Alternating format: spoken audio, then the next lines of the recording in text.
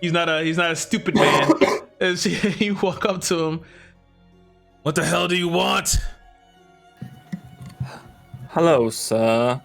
I am from the International Lizards Association, and I quickly flash him my mage ID, but not quick enough that I don't actually show him it. And I'm here to inspect your lizards. We've been informed that your lizards are the most well-kept and treated of all lizard racing. And we would just like to verify this. We have a huge cash reward for the owner of the best housed lizards. And so this could be your lucky day, sir. Make a persuasion check with disadvantage.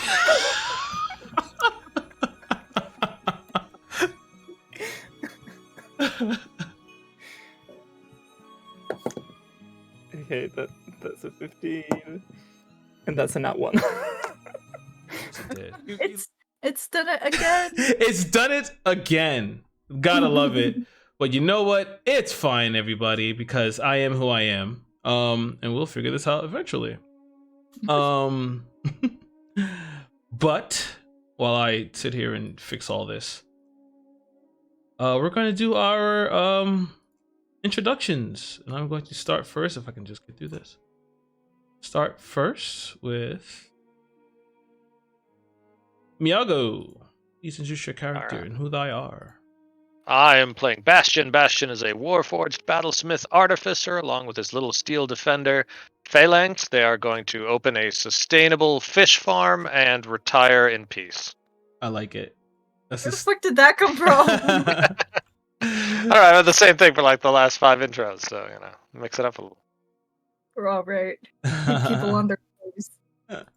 I come next to Joshilla.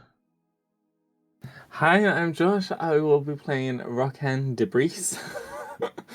Who is, you know, just trying to make a cult. You know, just normal things like that. It's a harmless cult. Yeah, and is trying to see if he can find life after love, like Cher has been asking us all these years. Come next to Lovey. Hello, I'm Lavi. Today I'll be playing Ilovia, Light Frightener Volundanati. First time I fucked up her name. She is the Great Old One Warlock and Path of the Totem Warrior Barbarian. Nice. I come lastly to Elena. Hey, I'm James Elena. I'll be playing Latharis Vidrio. He's a preservation cleric and the apprentice of my previous character, Yevel. I don't know how I feel about that. I kind of miss Yeva already. I kind of miss Yeva. I don't. Well, welcome to this new little thing. It took a minute for me to actually make this whole background and but yeah, I'll continue to make improvements and see how I get along with that. But last time, you guys got a lot done, actually. Congratulations on making the orphanage and catching the Dollmaker Killer and finding out that it was Caden Everburn and giving him... Well, you got to find out the depths of his depravity and how far he had actually fallen. Many of you, all of you, have never seen that side of him before. And I, myself, as a DM, enjoyed playing Crazy Caden. But through everything, you had decided to take him to the proper authorities. And you begged and pleaded with Silent Crown, the leader of the guard, to not kill him, to not put him to death. However, unfortunately, due to a natural one, your persuasion had fallen on deaf ears. And you can only assume that Caden's fate is that he will be put to death. As you walked out of the office of Silent Crown, you were passed by Siora Zumfiel, who came and collected him and taken him to a place you know not where he went. On top of that, after leaving, you guys had finally built the orphanage and managed to ferry all the kids from the Lohang to the unnamed orphanage for now. And this is the place where, Not at all. well, Sorry. we did decide to. We may be giving it the home for gifted children. Not sure yet. But we said goodbye to Yeva Dellen, one who had traveled with you since the beginning of this journey, but found a reason to just stay and settle down to raise the kids and, hopefully allow them to make something of their lives. And thus you gain Lotharis. A more, as I say, perkier trade. But with everything and all the plans set up, you all know that thanks to a question by Ilovia in the previous episode, so even before that, you know that you had to go to an obelisk in the snow. And that sets you on this journey now. You guys had gotten on the airship and are on your way to Glyle to go to Gaffhaven to not only see this obelisk in the snow, but to also reclaim a crystal for the anima. Though, if you guys are going to do that, it's entirely up to you.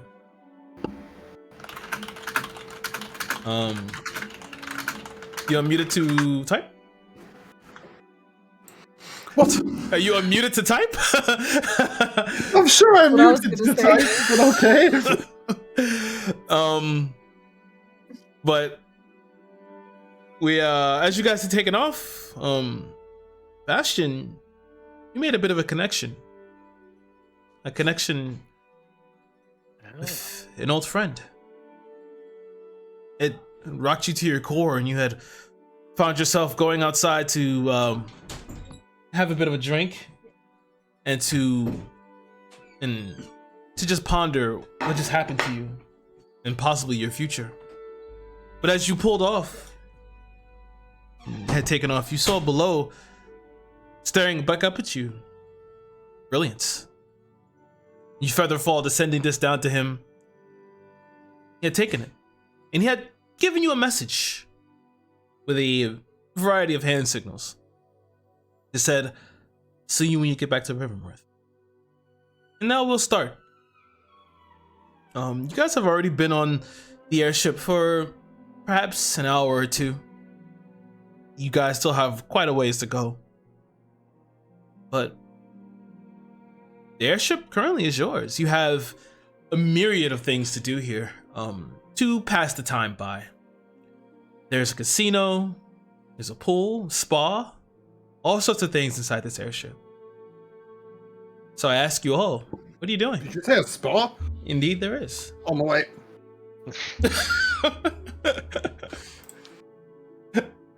Okay, so we know Lotharis is going to the spa.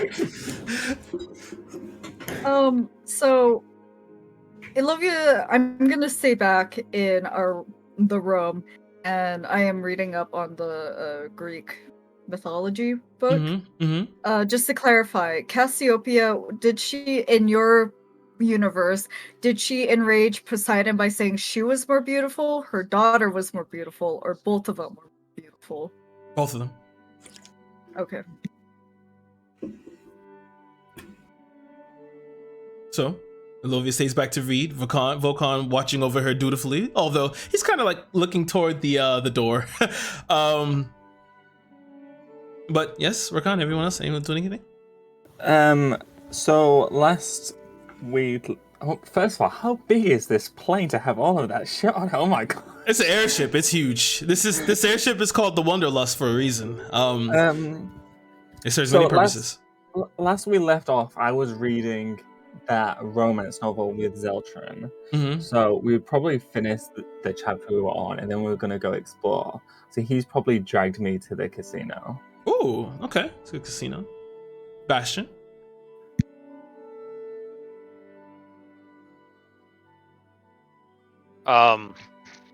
after a little while, just outside and finishing his drink, he's going to head back to his cabin and try to distract himself by working on his Ethereum project again, but not touching the 3 badges. Okay. Just leaving them a little bit off to the side and not looking at them and not touching them. Okay. You there for right now to ponder everything. As you're working through the plans, give me a you're just drawing out these plans and just kind of just thinking of calculations.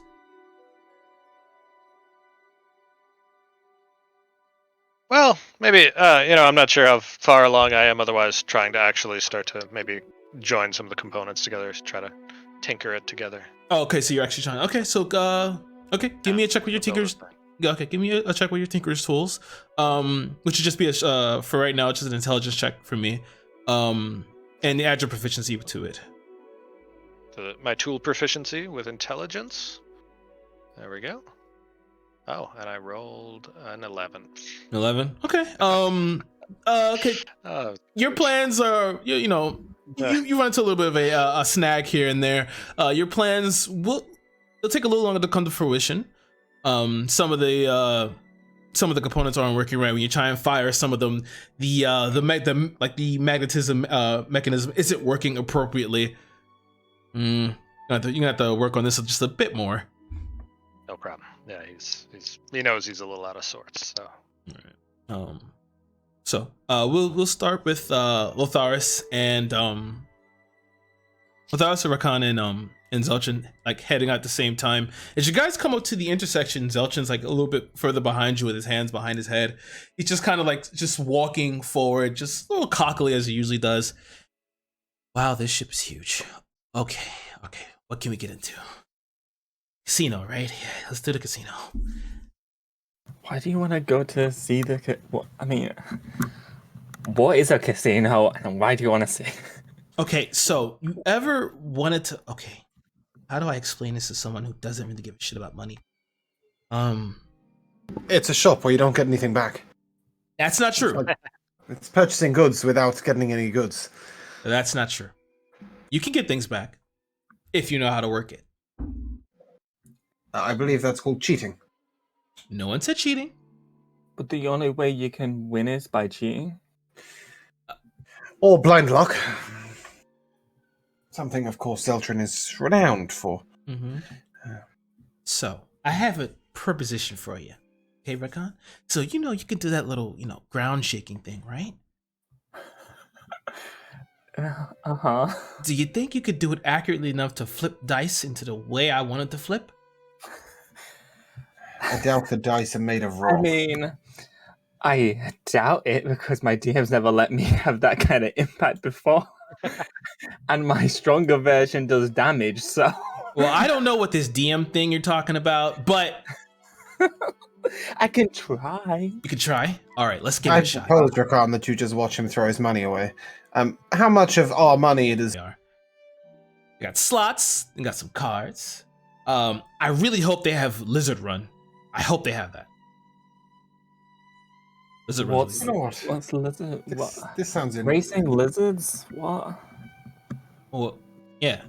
They capture lizards, and then they race them. You get to bet on which lizard you think is going to win. Why would they do that to the poor lizards? Well, they feed them. Oh, so if you have a slave, as long as you feed them, it's fine. I never said the word. I've never said the S word. I think I might come along. You gonna come? Yeah, watching you throw your money away sounds exciting. We should free these lizards. I would like to. How close are we to Alovia's door? Lizards, and then in the distraction, you win money. I'm sorry. What'd you say, Flotharis? How close are we to Alovia's door? You're just kind of like right outside of it. Okay, I'd like to just tap on the door and. Alovia, I'm so sorry to bother you, but do you think we might have a little bit of money to spend on the ship? Perhaps 50 gold? Did I ask what for? Well, this idiot wants to see if he can win some money gambling, and Hey! I'd quite like to buy a drink. Well, if everybody's okay with it, Zoltran pops out. Money, please. You've got your 15 gold.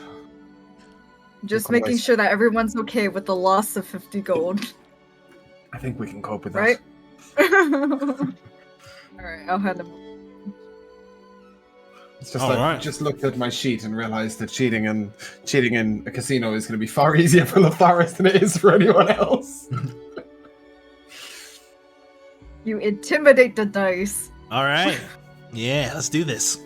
So, you, Zelchin, Zelchin, or Khan, all begin to head down the stairs. As you come back to that main ballroom area once more, you make your way down to that first floor, and here we go. We take to the down to the first floor. We can see it has like that large chandelier that kind of spirals downward. Even from the chandelier itself, the lights are like this beautiful like aquamarine color, but like these little like fireflies are like kind of like falling off of it. They seem to be in like a sort of like a loop or a rotation of presentation. The floor is like made of this spiraling twisted marble of like black and white spiraling in the center. And in the center of the area, you can see that there has been a map that wasn't there previously. It seems that it was activated after you've taken off. And you can see that the different sections of the ship, as it gives like this representation of the ship itself. You can see from here that it has 5 floors plus a sublevel. The 5th floor being the airship deck. You can see that it says the airship deck, and it has like the bar, and then the 4th floor is the poolside bar as well. There's a whole pool on the 4th floor. Then on the 3rd floor below it is a spa and a gift shop. Then there is on the floor, which is the floor you guys are currently on, is the casino. I'm sorry, casino's on the 2nd floor. And then the 1st floor is the restaurant, dance hall, gym, and then it's the sublevel. So you watch as Zeltrin kind of looks up and says, okay. And as he steps up to it, all right, 2nd floor. We're going to 2nd floor. The Sky High Casino. All right. Got an objection, Lotharis? Want to go somewhere else? No. I'm waiting till we get in there. I wanted to have a look around and see what games are going on and what the security looks like. Okay. As you guys finally go up the stairs, the carpeted, as you pass by all different types of people, some with families and their children running around enjoying, some of them ready to go jumping in the pool and etc. You guys make it up to the 2nd floor, where you can see that the entire floor itself gives way to a double to these glass and gold framed double doors, and above it is the Sky High Casino in this it's like a minor illusion, but it's like LED wire art. And then you see in the front that there's 2 Warforges standing in the front. And as you guys step up to the door, the doors are swung open. As you can immediately smell, you can just immediately, your eyes are assaulted by like these bright multicolored lights. You can smell alcohol that is permeating the air. You also get a hint of like cigar smoke and cigarette smoke that's all around. But you can then also hear just a myriad of just sounds, just like the sounds of slot machines, cards, people, some people yelling, some people in fanfare. You can swear you hear crying as well. You're not too sure. But welcome to the Sky High Casino, as the Warforged just step to the side and let you in. Did you say cards? Yep, there are cards here. You want to cheat, Zeltrin? The cards are the place to do it. Oh, well, I mean, listen, growing up on the streets, I played dice, but hey, I'll try cheating at cards. That's fine by me.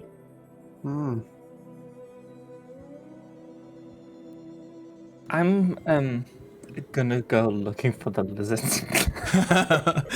Okay, give me an investigation check. This is 17. 17. Okay. You take the time to as you start to walk off, your mind is single focus as Zeltrin tries to grab you, but he's too busy looking at trying to find his own mark. If you can, Lotharis, please roll for Zeltrin. Give me an insight for him. It doesn't take you too far. 6. Okay, thanks. It doesn't take you too long as you walk. You begin to walk the floor as you see a bunch of people at these large like mechanical boxes, and they're pulling this lever down. As you see these colors fly by, as you walk by, you see one. See an older woman. She has pearls around her neck and pearl earrings. She drops some coins, some gold inside the machine, and pulls it again. And then you watch as she just rolls up with these different symbols, and then she curses and slams hits the little metal box as you can continue walking by. And then you hear a large ruckus of people that seem to be cheering. And over here you see like the full length of the backside of the casino is a track. It's just one straight track. And as you walk forward and step between the crowd, you put your head up as you see a whole bunch of people that carry like fistful of of coins in their hand, and they're throwing it in this pot as this woman, just kind of scantily dressed, walks by and gets it thrown inside. And you see these lizards just running further as they're just kind of cheering them on and egging them on. What do you want to do? How big are the lizards? They're not that big. They're no bigger than your household cat. Pretty big. I was thinking like geckos or something. No. These are fancy lizards. Okay. So I'll be like looking for like the ringleader or like the boss or something. Okay. Like I'd probably tap the what's it called? Like the girl who like in a boxing match holds the things. Okay. I know you're talking about. Like, So I'll just call the attendee. You walk up and tap her as she kind of turns around. You see she's a human woman. Black hair is flowing down. These bright blue eyes on her face. You can see like that she's kind of like smiling through the pain. You don't know how long she's been on her feet for a while, but you know she turns around. Hi, honey. How can I help you? What? Who's in charge here? Oh, that'd be him over there. She points to this dwarven fellow with this lampshade over his head, like this lampshade hat. He has like his sleeves are rolled up, and you see she's just smoking this big cigar, and he's just like, yeah. Who's next? Who wants the next try? Oh my goodness. Okay. I will hesitantly walk over to him. Okay. Hey, you looking to play? What?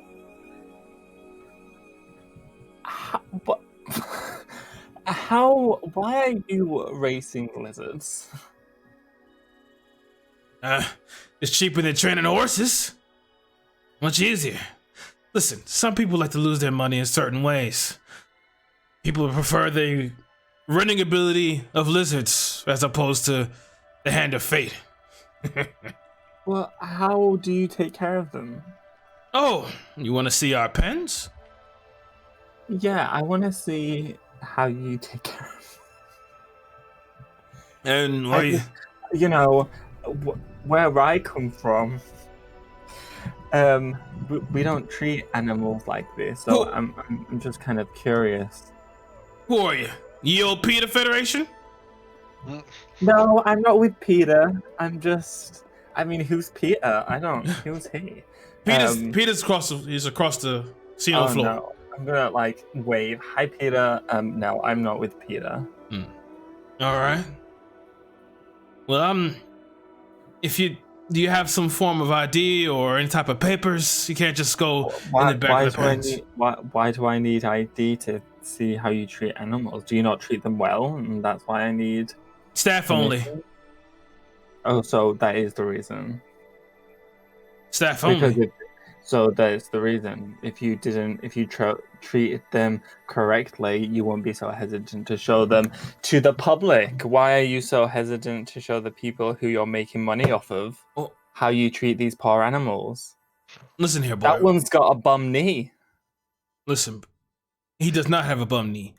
Wilfred's okay. I took care of myself. He doesn't look okay to me. Make persuasion check with disadvantage.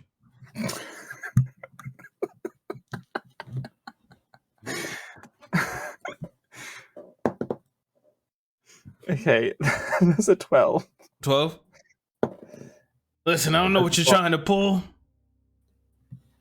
but unless you're gonna buy or bet, I'm gonna need you to move along.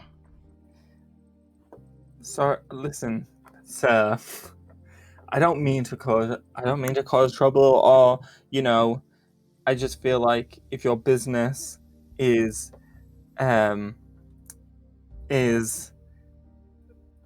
abusing these lizards, I think we have a problem here. But if you're very sure that you're not abusing these animals, just let me see, and we won't. Why are you being so cagey? I'm a trained professional. You are not staff. I'm gonna need you to leave unless you want to place a bet. Well, that says everything that I need to know, sir. It seems that you are not treating these animals 3, with the proper care. 2, 2 what? 1. 1 what? Security! As you're standing there, you're watching as moving through the crowd, you see 2 warforgers are beginning to step your way. Oh no. Okay, I'm gonna quickly duck through the crowd and run away. Make a stealth check. That's a 16. 16. Okay. I'm going to make a. All right. Is this fairly obvious? This ruckus. No, it's too loud because it wasn't like the dwarf was yelling and they weren't yelling.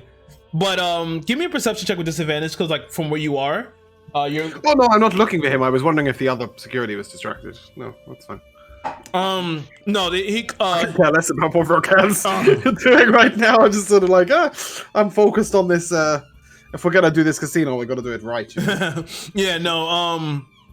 It was only 2 warforgers that were close by. But just give me a straight insight check here, because you're paying attention to all the security, yeah. Yeah, it's a 23. Okay. As you're looking around, you can check the security. You see most of them are warforges, which are 23. You do see one other person that seems to be that's walking around, but he's a little higher above on the floor. This man, from where you can see, he's an elf. You can take a look. Okay, you see he's an elf, but you can see that there are security guards for each station. So they're not all going to come running unless it's a large ruckus. It has to be. Okay. Yeah. No, I was just wondering how distracted they were. Okay, that's fine. Rakan, where are you heading?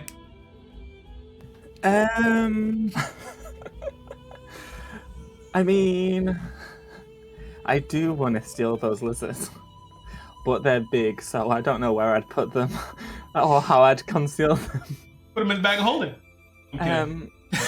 I'm good, thanks. Bag of holding busy. I guess I'll try and make my way back to Zeltron for now. That's it. Bring the security over here. Well, now I successfully avoided them. Yeah, he did. Okay. By 1. But you make your way back through. You see Zeltron as you come running through the crowd. It's just, oh, hey man, where'd you go? Those cat-like, dog-like lizards. Those poor lizards. Poor lizards. We need to save them. We need to. I don't know if they're flying lizards, so we could throw them overboard, but we need to take those lizards. Wait. Lizards? You saw lizards? Lizards as big as I'll get out. Awesome. That means Run of Luck is here. Yes. Ew. The game is called Run of Luck. And well, you bet on the lizard, and it's like horse racing. Yeah, Rakan, we can go take a look at the lizards in a bit. Wait. See if they're So, okay. are you good at it? Am I good at it? Yeah. Come on, I'm the Zeltron. Of course I'm good at it. It's luck. Because we could bet something that he really wants. I don't know what he really wants. Probably another lizard. But we could bet something he wants, and then you bet to save the lizards. And then when you win, like you just said you was gonna win, we'll rescue the lizards. He has as much chance of winning as anyone else, and as much chance of losing. You don't know that. Anyway, Lothars, anything around here pique your fancy? The cards. Oh. You want to win, go to the card table. All right. I'll take your. All right. see how you do it first. Which card table's piquing your fancy? Anything where seeing everybody else's hands would be useful to you. Okay, hold on. Let me see.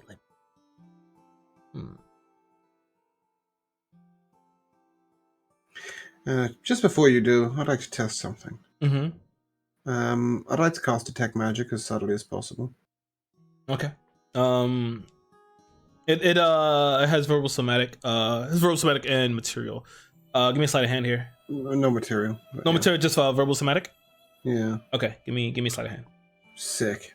That's a 5. 5. Okay. As you're sitting there trying to cast, your eyes are just looking around, like darting around, and you see you and the other elf lock eyes as he looks down at you.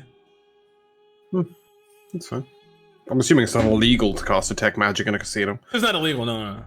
Oh, okay. But you can see that he was like checking his, like analyzing exactly what you were casting, at least trying to figure it out. Excellent. Okay. That's fine. Okay. Bigger tables, though. Sorry. Okay, let's go to this one over here. And he takes you, No, I want him to pick a table. I ain't going. Oh, okay. All right, fine then. And he starts walking in a little bit further. You see, he picks one of his tables in the center. It's a pretty large table. The dealer's at the front, at the helm of it, as he's kind of throwing the cards out, and you can tell from this, they're basically playing 21. Okay, nice and easy. Very good. I'd like to sort of wander over, sort of quite far away from the table, but sort of maybe, I don't know, 50 foot, 40 foot. Okay. And then stand somewhere where I'm behind at least one or two of the other players, but quite a distance away. Okay. All right. So Zelchin sits down. Okay. All right. Deal me in. And puts down 15 gold pieces. And the dealer's just, sir, it's 25 gold pieces to buy in. Ah, shit. Come back over here. I'll send him on the message, Jim. Come back over here. I'll give you another 10. Give me a second. He runs back over to you. Come on. Yeah, I'll give him the 10 gold. All right, 10 gold. He runs back over. All right. Puts it down. Deal me in. Okay. Where's my? Watch as he's this slides the card over to him. Picks it up. You see it's kind of flicks up in the top to see the suit, and then puts it back down. All right. What do you, Rakan and Lotharis doing at this time? Watching. As soon as I see somebody else pick up cards, Okay. I will communicate what I see via the message, Jim. Yeah, I'll just be I'll be watching too, but also like looking over my shoulder to like see if the cards are coming this way. Okay, just give me a perception check, Rakan. You see as to the right, That's a 19. Okay, great.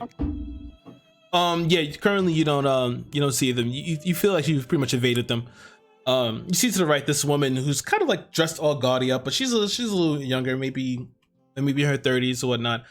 Black hair, like little spit curls coming down here. It was like kind of like grease to the face. She's wearing jewels and such, and she slides the card up and picks it up. She looks over it, and puts it back down. Give me a perception check. 21. Oh, okay. You see that card was a 10. Mm-hmm. And she puts it back down. All right. This is awesome. At this point in time, Lotharis, you see that the elven gentleman at the top has like slightly begun to move. Oh yeah. Yeah, he's slightly begun to move. It looked like he's heading to the staircase, but you're not sure yet. Okay. I mean, I'm assuming I haven't done anything magical, so I'm assuming it's not coming to me. It's not about magical. He's still surveying the entirety of the area. Yeah, that's fine. Okay. I'll start paying attention to a table near me. Looking over at that table. Sort of just occasionally glance back towards Zeltrin. So just I'm surveying the whole area, trying not to obviously stare at one table. Okay. All right. You watch as looks up at the dealer. Hit me again. He slides it over. How's Zeltrin's hand looking? I'm assuming he can communicate that by message. Yeah, I'm at 17. Hold for now. The woman's hand gets slid over. The card gets slid over. Ooh, you see her, she's at 19. You suppose a 9. Well, you need a 4 or less. 4 or less. I'm assuming there's no fold option, so he knows he needs to go. So go for it. All right.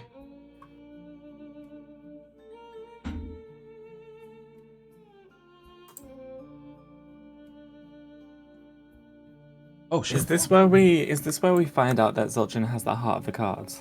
He also has the lucky feat and sleight of hand of +5 if he needs it. He does.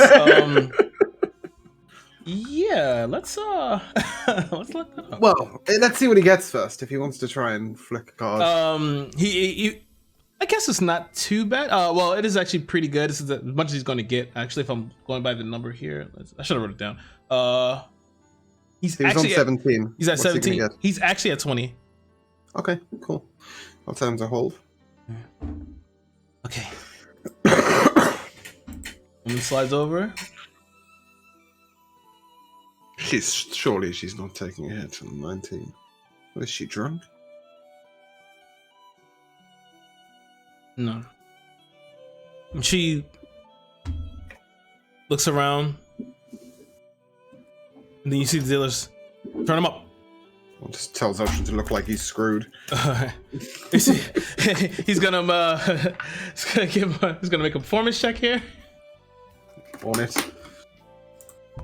I rolled it. Oh, okay. Alright. I got a 2, so we'll take your roll. You take a 10. So you watch as he kind of sits there and he's like, oh no, for whatever am I going to do? Oh dear. Alright, well that's the last time we'll get him to do that. He flips up. He wins. As she is a dealer, she looks toward him for a second. At this point I'm walking off, by the way. You're walking off? Yeah, just wandering to the next table. Okay. I'll let Zeltrin know. I'm not watching right now. Okay. You're on for the next one. Right. He's actually slide over his winnings. He's like, yeah, see? Keep the bet at 25. Yeah, okay. Don't lose the rest. Yeah. Come on. We did it. Yeah, we did it. But listen, How much you win? I got 50. Well, does that mean that's enough to bet against the guy with the lizards? Maybe. I don't really know how much to buy in there is. I'll go find out. We also need to find out what he wants. Let's see how they're treated first, Rogan. We don't know how they're treated. He said that I had to have permission to see. We might not be able to see their pens, but we can at least look at the animals. I know a lot about animals. From me. We'll see. So, you leave Zeltrin there betting as you make your way through the casino floor. Rakan, you stay next to Zeltrin?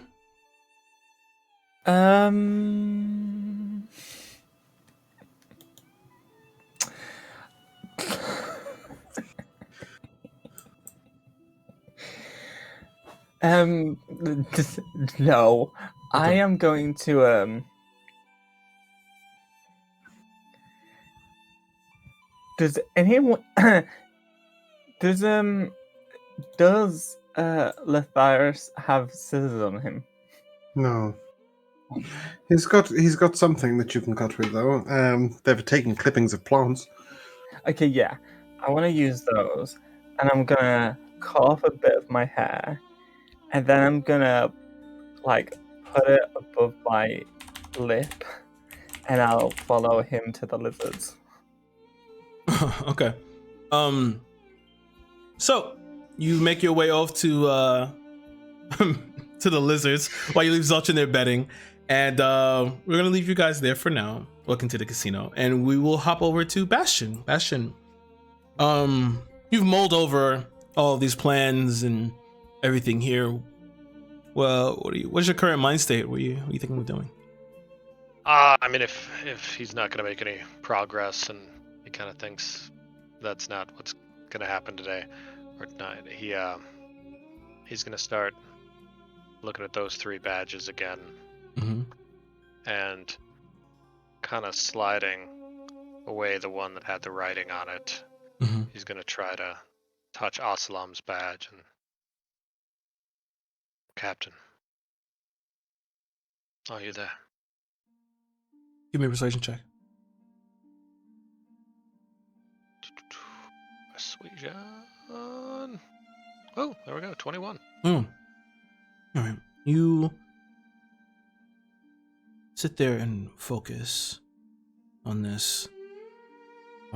Trying to extend out your consciousness and reach Aslam once more. But for this, it's a different feeling than what you felt from Peltast. It's a bit more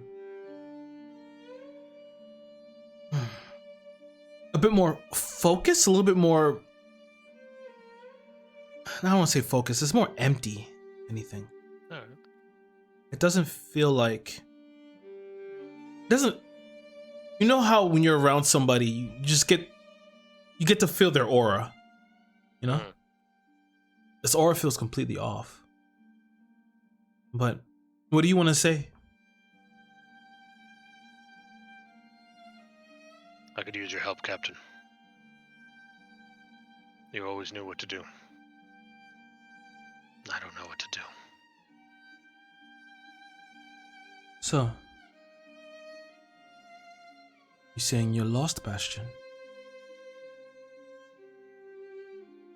I have been for a long time.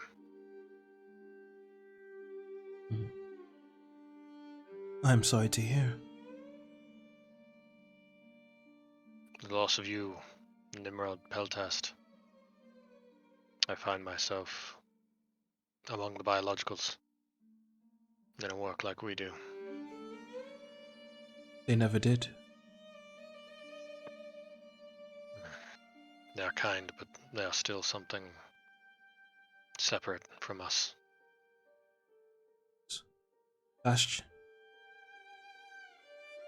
I know who you've been with. You're currently surrounded by biologicals. They are your new troop. They are. Where are you, Captain? Home. We don't have a home. Do we not?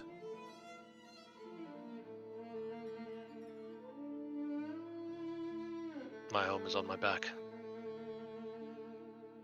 My gear, my steel defender, my friends. It's not a place. That was true in the past, Bastion. We have a home now. Where? How do I find it? You feel this sudden... It's as if you're being like, it's like that feeling of rain that begins to drip around your head. And you look and check yourself as you touch your face and you feel like the tingling like sensation across you. You're not wet, there's no water. But then you suddenly feel this wave, this rush of images. You see clouds. You see this large floating metal castle. Yep. We have a home, Bastion. You belong with us.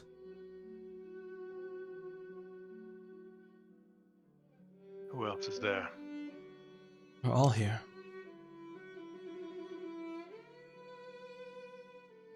We miss you. Who is Xylos? As you utter that word, you feel a sudden. You feel quite what maybe a biological would feel. You feel this emptiness where even though there's no heart there, as you say the word, you feel a thud, like a beat within you. Xylos is our freedom. Xylos is us. Xylos is our destiny made manifest.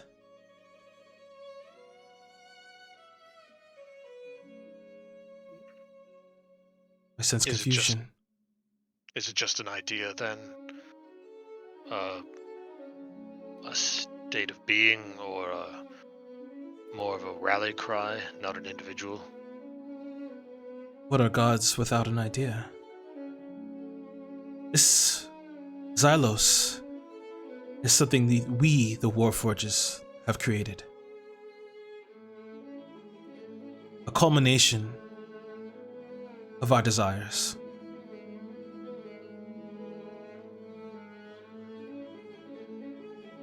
We never needed a god before. Why now?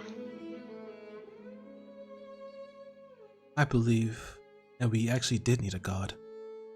Before, without the war, we were rudderless, adrift. Xylos has corrected us, has given us a path, has woken us up. No more madness, only purpose.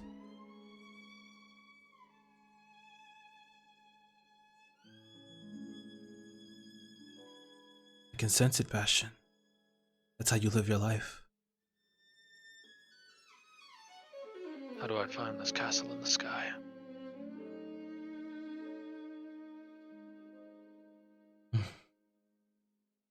All you have to do is dream.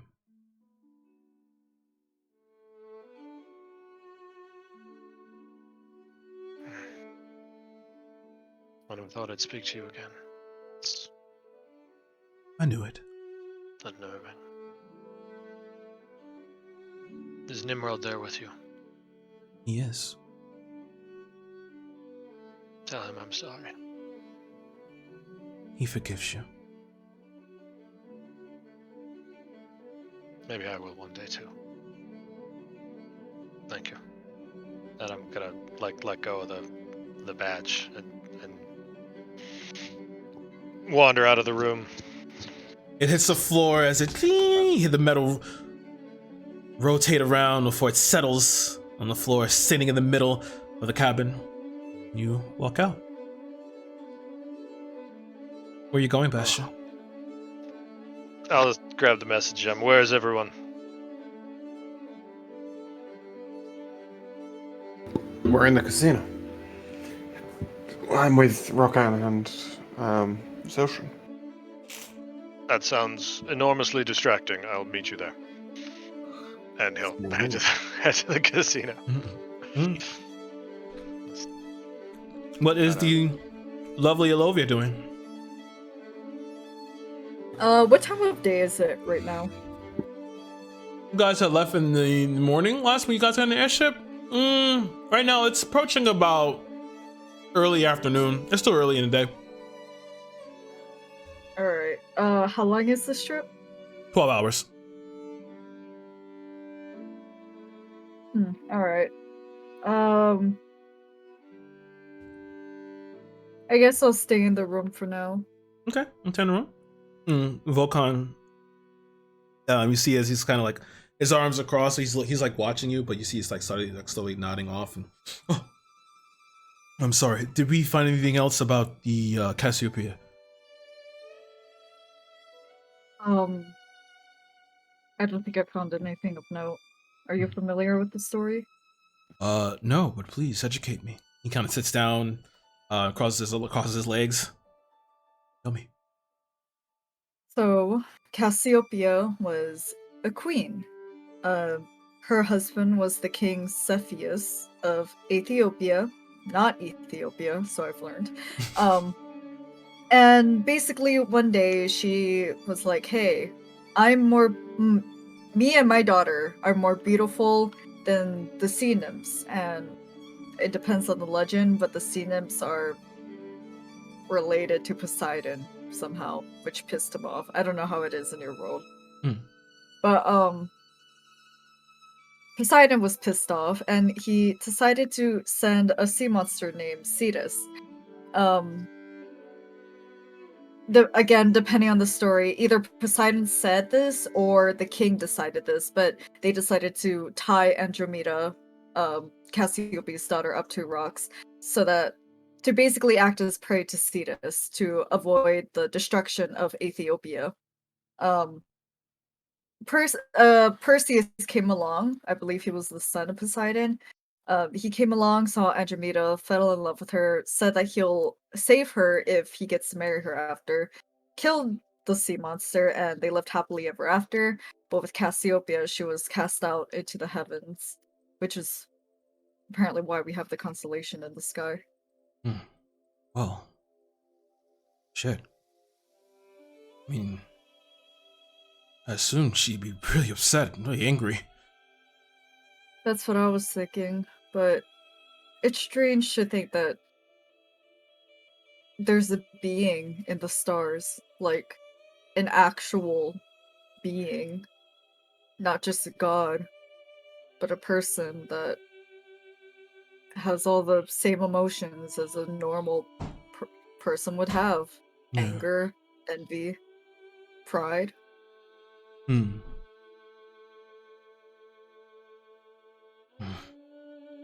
What have you gotten yourself wrapped up into?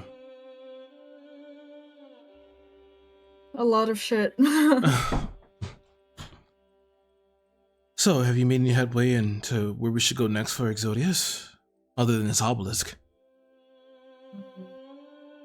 I want to see where this obelisk leads me to, but if I have no other leads, then I plan to go to Ilia. Oh. Okay. Maybe that'll... Okay. I'm sorry, I seem distracted, but I'm just worried about Calais, that's all. Do you need to take a breather? Perhaps, maybe get some air or something. I'll be back shortly if you want to stay and study. I'm sure we'll find her. I know we will. I guess I'll be back. Maybe I'll explore the ship a little bit. What? Is everything okay? Yeah, it's just overwhelming thinking of everything in the grand scheme of things. Well, if anyone can figure it out, it's you. Remember when the Hopefully. stove broke? And well, quite frankly, I didn't really know what to do with it, but you figured it out.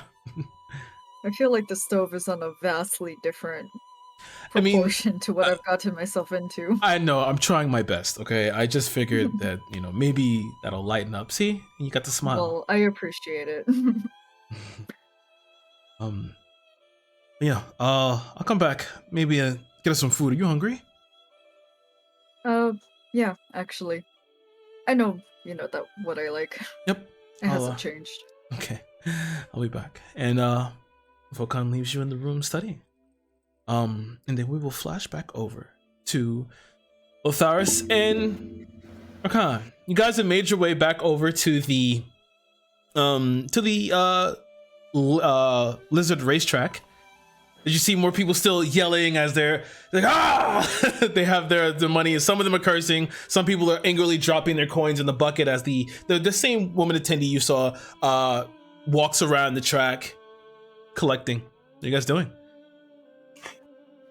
I'd like to take a look at the lizards, just see how they are. Okay. You're looking just to see exactly just like, are they healthy? Are they happy? Give me a medicine check. Medicine check. Yeah. Okay. I'm going off of your regular your passive perception and just going for medicine check as you're trying to ascertain. 24. Oh, they're healthy. Yeah, they seem happy. Yeah, you look at the scales. They're nice and glistening. They're kind of like shimmering in the light as they run by. Their colors, although they're different assortment of colors, they're all pretty brightly colored. Around their why neck, are they running? Sorry, Oh, no didn't problem. mean to cut you off. Around their neck. Oh no, it's just around their neck. You see, like they have like these different different colored plumages. You see at the end there's like this mound of meat and like insects round up to one. Mm-hmm. And the winner gets it. Mm-hmm. Well, turn to Rokan. This is fairly close to natural for these lizards.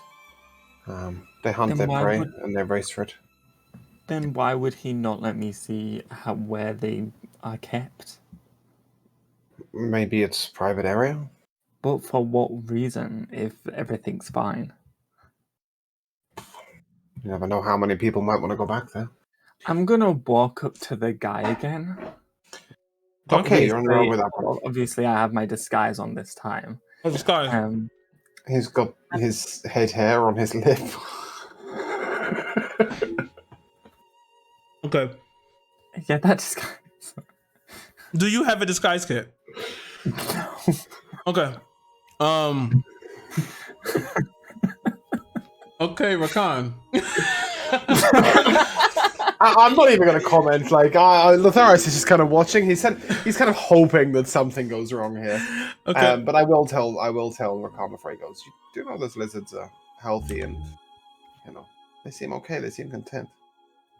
I've met a lot of lizards in my time. These ones are okay. Just Remember this disaster commences. okay. Give me a performance check here.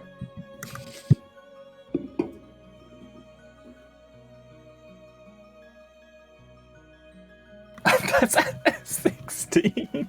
A 16. Okay. So you walk back over to the ringleader over there as he's still taking more. He's like scooping money and putting it into a little chest to the side for the winnings, and still giving others their winnings out as you walk over. He's gonna make an insight check here. DC 3. Which he rolls pretty high. He's not a stupid man. As you walk up to him, what the hell do you want? Hello, sir. I am from the International Lizards Association, and I quickly flash him my mage ID, but not like quick enough that I don't actually show him it. And I'm here to inspect your lizards. We've been informed that your lizards are the most well-kept and treated of all lizard racing. And we would just like to verify this. We have a huge cash reward for the owner of the best housed lizards. And so this could be your lucky day, sir. Make a persuasion check with disadvantage.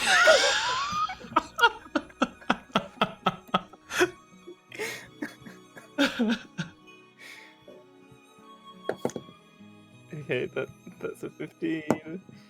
And that's a nat 1. He looks up to you. Oh, okay. I'll go over. He walks over and just rips the mustache off your lip. Your face. Sir, how dare you! I'll go over. Whose kid is this? You go over. Kid, give me my mustache back. Excuse me, sir. I'm so sorry. My friend here is very concerned for the welfare of your lizards. I am a preservation specialist from the college in Nilna Olari, and I will show him my ID.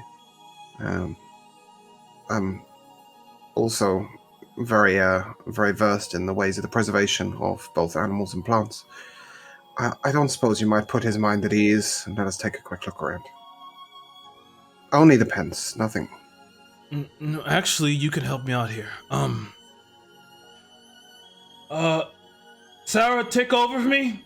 And watch as the woman walks over and goes to the chest as he begins to walk you a little bit further to the back behind the tracks. You see there's a door there and he leads you into the door.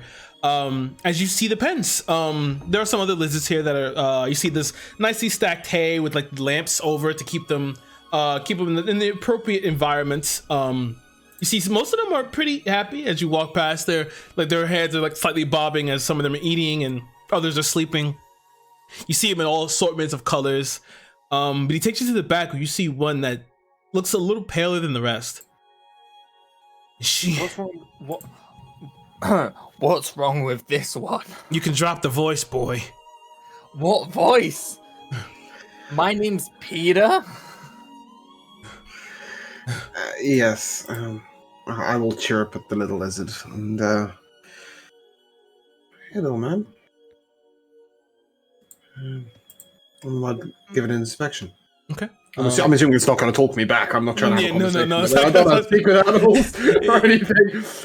But yeah. It weakly raises its head and looks towards you. Give me a nature and a medicine check here, please. I'll use guidance.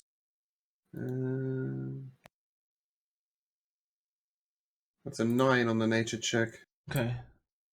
And a 28, nat 20 on the medicine check. Nice. Okay. So as far as the physiology for these lizards, you don't have the foggiest. But as far as what it is, you don't need to have a encyclopedic knowledge of these lizards to know that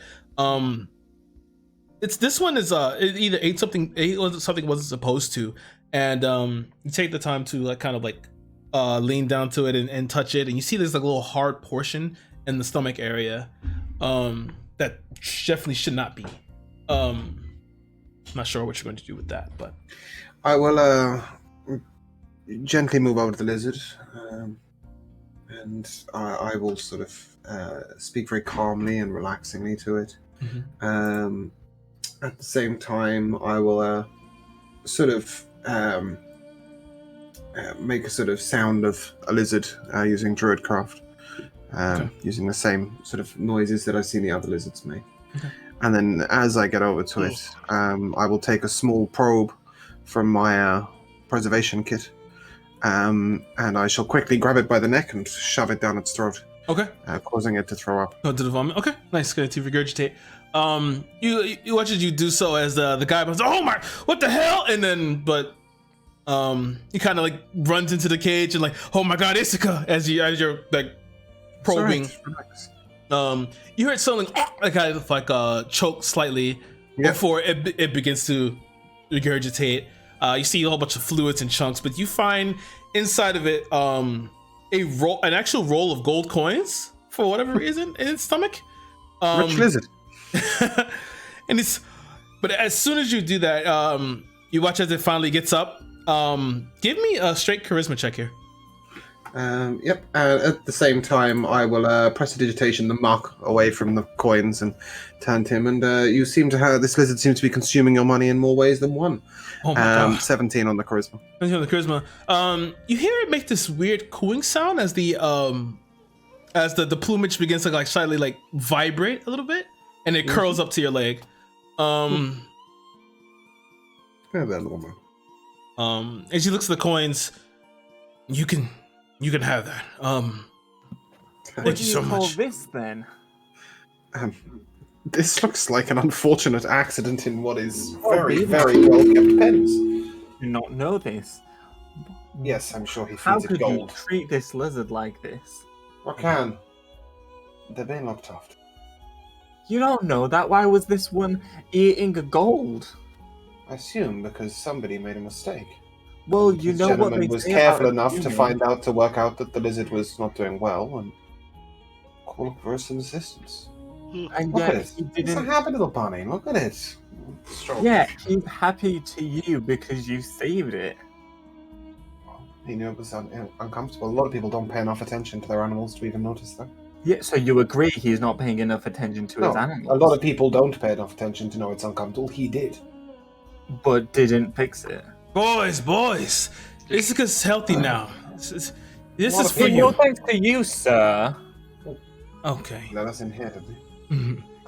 At this point, I will sort of decide that Rockhound's being a little unreasonable. I will apologize to the man for him and. Do not apologize on my behalf. I'm not sorry for anything. Well, listen here. If you feel that way, it seems like Ithaca really has warmed up to your friend here. Do you want her? He's a good lizard. I'm gonna pick up the lizard and walk away. Give me an animal handling check, please. Now that I can do. That's a 23. Okay. You see as you kind of go to it, it kind of rears back from you. But it relents as it sees that Lotharis is calm with you, so it lets you scoop it up and pick it up as it kind of like wraps like over your shoulder. You just see from the corner of your eye just a tongue just kind of licking outwards, and you take him out of the area. As I walk away, I'm like petting it, and I'm I'm gonna call you Lizzie. Okay. All right. You will call it Lizzie. I'd like to turn to the gentleman. And Yeah. Just, so, an airship. What made you want to keep lizards on an airship? Well, I'm not the boss. The boss likes run of luck, and well, I decided to go ahead and normally I used to be a pet shop owner. Well, that wasn't really making enough money, so I got a job at the Wanderlust. You're in charge of the lizards, not the casino. No, I'm not in charge of the casino. I see. That makes so much more sense. Well, make sure you keep an eye on what gets near and around their food, especially when they're doing the run. Yeah. Patrons can be careless where keepers are not. You're right. It was a lapse in judgment, but you know what? It seems like Iska's gonna have a good home, so I can't be too mad. He might be a bit overzealous in his beliefs, but he's got a good heart, my friend. He cares a lot about animals and people alike. Oh, hey, I'll look after it. This is for you. And gives you the coin. Gives you the roll of coins. Sick. Well, thank you very much. I shall take great care to spend it here. You guys, what was I get? As you kind of unfurl the wrapping, you see that these are not gold pieces; these are platinum pieces. Oh, very exciting. 10 platinum pieces in all. And in your world, is platinum equivalent to 10 gold? Yeah, I'm keeping that normal. Yeah.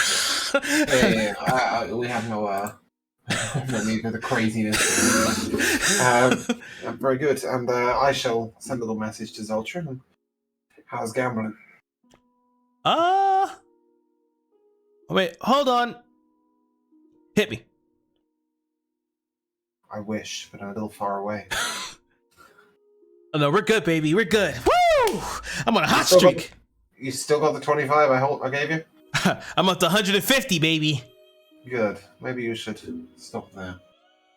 Oh, man. You know what they say.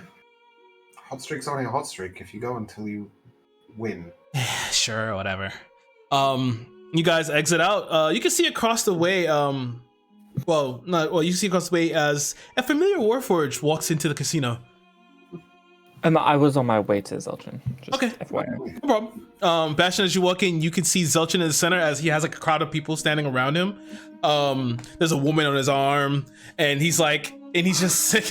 You see, you've never seen him smoke a day in your life, but he has this big cigar in his mouth. Oh, yes.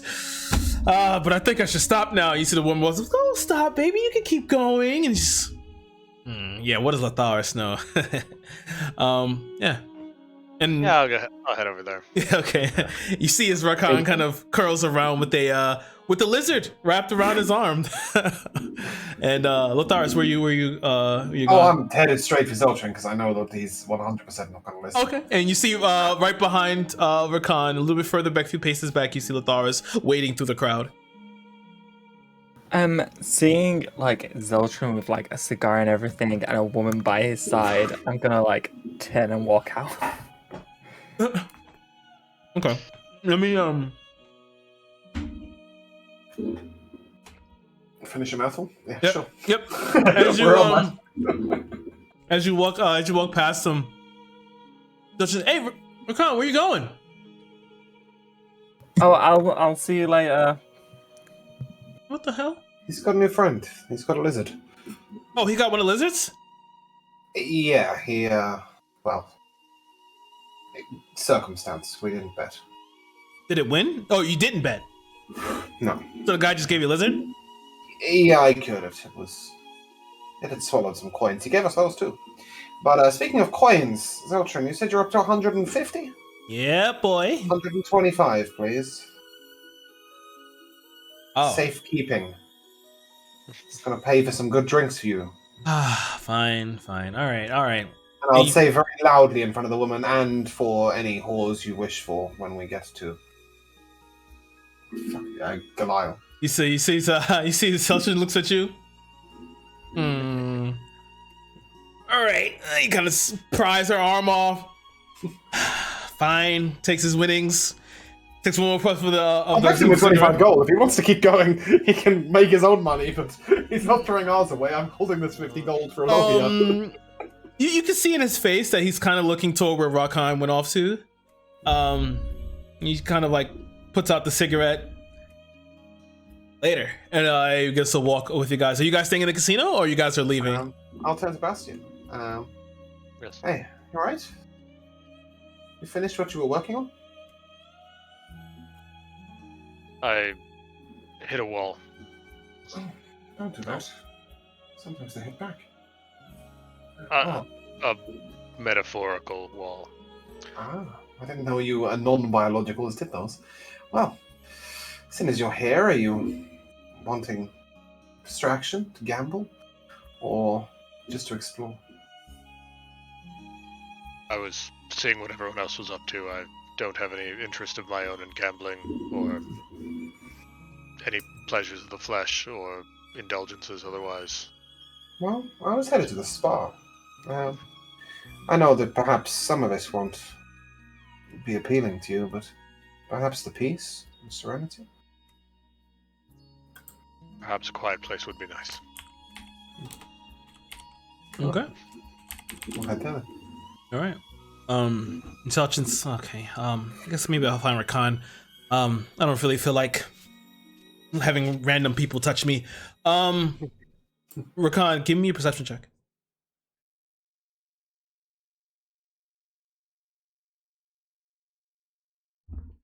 Really excitement on his face. That's a dirty 20. A dirty 20. Really well today, yeah.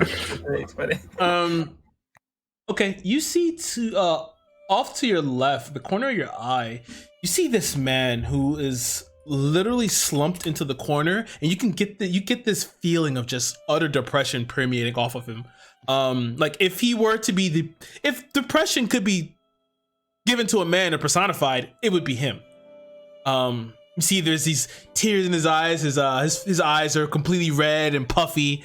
You see he's wearing like this nice little suit, but it's the buttons are opened and the tie is completely undone. His hair is raggled. Man, I am not emotionally ready to deal with someone else's shit. Okay, I'm gonna walk up to him. Are you okay? I lost everything. Okay. Do you like animals? He watches he immediately kind of shoots up and like grabs at your waist and on his knees. Animals are fine, but that's not what I want. What do you want? He took my ring. I just want my ring. Who took your ring? And he raises his hand and points upwards to, you see like this skybox area. It's kind of curtained off to a VIP section. I just had one more time. I could have got it all back. Just one more time. Listen, I don't know what kind of emotional connection you have with this ring, but Maybe you should stop putting so much value in material things. You don't understand. It's the only way I can see my wife. What are you talking about? That ring.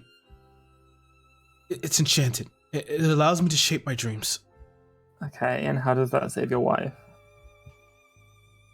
She's dead. He said it's the only way to see her, right? Yeah.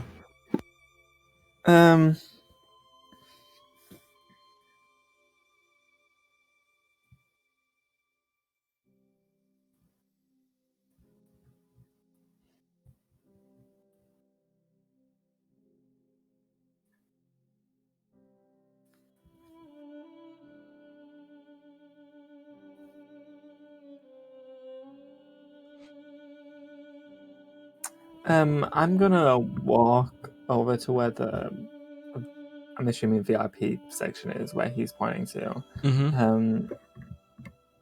And since you didn't say there were guards there, I'll just walk through the curtain. Right. You're gonna walk up. Yeah. No, you're able to walk into the curtain. Okay. As you walk in, we see sitting on the other side this really nicely dressed gentleman. There's warforges on the side, on the inside of the VIP room. You see in here is really posh, plush leather, carpeted flooring.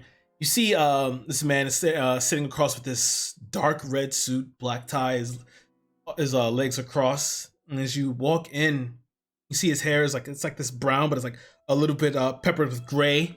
He has a single hoop earring in his left ear. It looks. Now, who might you be? Look, I don't really want to be here anymore that you want me to be here. A guy lost his ring to you. Could I have it back? First off, there were no guards. Anyone can walk in here, that's fine. You want a ring. I'm assuming in watch as he extends his finger, the curtain opens up and you can see down into the casino area. You mean that sad shit over there?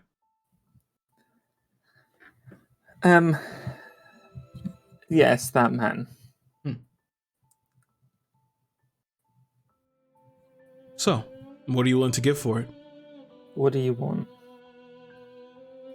Because everyone wants something in this place. Nothing too serious. Let's play a game. What game? My associate, and he like kind of angles his head to the right as you see this half elf, these green iridescent eyes, but he has like these black, short black hair, but the bangs are covering his face, covering his eyes. He has a single earring that's kind of that comes into like a cross, and he's wearing a suit, pinstriped. Can you catch him? What are you talking about? He will hide on the ship. Just a simple game of hide and seek. And what do I lose? Nothing. Then why would you do this if you don't gain anything? What's your name? Peter? Peter. Give me a deception check. Got it. Uh, It's a 4. 4? Okay. You don't have to tell me your real name. I understand that. I like a man who knows when to keep his cards close to his chest. I'm a man who kind of has everything. Simply, What? there's nothing more else I can give. Well, if you have everything, why not give the ring back? Well, listen. Everything in life needs consequences. This man has a gambling addiction. He has to be punished for that somehow. Well, I mean, sure, but is making him emotionally distraught fair enough punishment? That's no business of me. I don't care. It is when you're the one inflicting it, and you're the one saying that he needs punishment. That is exactly up to you. Are you a politician? You debate like one. Well, I just don't like bullshit. Are you going to play the game or not? What are the rules? No magic. For you. But he can. Yes. Meaning that he can use magic to know where I'm on the way looking for him, so he can keep hiding. That's not he won't do that. But just because you say he won't doesn't mean he won't. He looks toward him. He won't. Why should I believe you? You could be tricking me just like you tricked that poor man out of his ring. I didn't trick him. He lost. I don't know that. And you don't know if I cheated. And I don't know if you didn't cheat. For all I know is you're sat up here acting like you own the place, which I don't know if you do or not. I do. And meanwhile, that poor man's down there, heartbroken. I don't care. Are you going to play or not? If not, you can leave. And the curtain opens. Fine. Good. Close your eyes. Fine. You feel a sudden brush of wind. You can open them. And as you do, that elven gentleman is gone. What's the time limit? No time limit. He could be anywhere. Well, that'll keep Rokan occupied for the rest of the day. Bye. Once he finds a place, does he stay in it? Or is he allowed to change? He's allowed to move around. Then this is impossible. Not impossible. Well, it is. The odds are stacked against me. You have friends. I saw them. If you want to use them.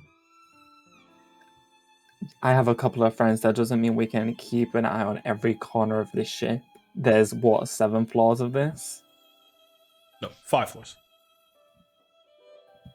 Technically 6 for the sub level. Well, there's 6 floors. He could be anywhere at any time. You have 12 hours. That's when the flight ends, at least. You should get looking. Fucking asshole. Okay, fine. I'm gonna turn around and storm out. Okay. So no, I had planned for it. You walk out. We will flash over to Lovia as the door opens, and Volkan comes back with a large kebab in his mouth. But you see he has a plate of meat, rice, all types of different food here and vegetables. Some breads. You see he's kind of carrying it up here, and he's they have a buffet downstairs, and it just has all sorts of things. Really? I couldn't help myself. This is amazing. Not to say that your cooking isn't amazing. But this is also Hey, really free good. food, all you can eat. I can't really compete against that now, can I? I mean, you can't be mad at that. But so did you find anything else out? No. I'm just so baffled. About If, let's say theoretically, this constellation was getting closer, and let's say that, in theory, according to legend, that is the actual person. Mhm. That takes a lot of willpower. Indeed, to it does. just bring back. Oh, I mean, really puts into perspective, right, about the amount of power something or some group of people can have. Oh goodness. Well, she's not entirely selfish. Well, she is, but she still cares about her daughter. At least, I think so. Otherwise, she probably would have just boasted about her own beauty instead of Yeah. both of beauties. But what do you think she wants? If it is her. Vengeance, possibly. Mhm. I mean, I don't know what happened to anybody else in the story. I don't know what happened to Andromeda or Cepheus or Perseus. She could be after them, but again, I have no idea what happened to them. I wonder if this place has a maybe someplace we can study or look up. I'm gonna check the map. Much as he kind of like Sorry, I lagged out. he was wondering if this place had like a place to like study or look up things. Right. He watches, he like kind of By the leans way, over. Yeah. does Athea work on the same premise as Earth? So like, does it spin on its vertical axis at 23.5 degrees? Sure. Sure. Sure. Okay, so according to that, we should be on the 40 Oh no, you like that again? degree latitudinal line, right? No, we're a bit above it. What are you looking for? What are you trying to get at? What are you thinking? No matter what time of night it is, if you're on the 40th latitudinal line on Earth, you can see the Cassiopeia Oh, on the horizon. yeah, you can. So where is it in the sky at this point? Well, it's daytime. You can't see it right now.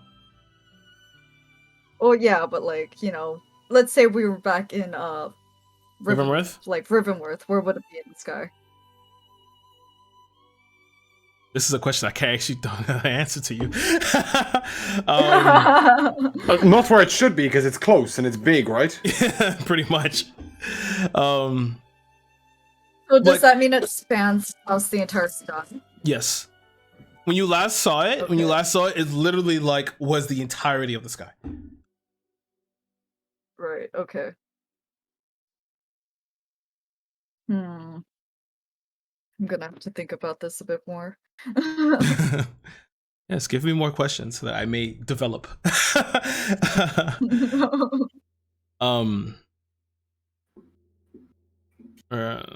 Vulcan just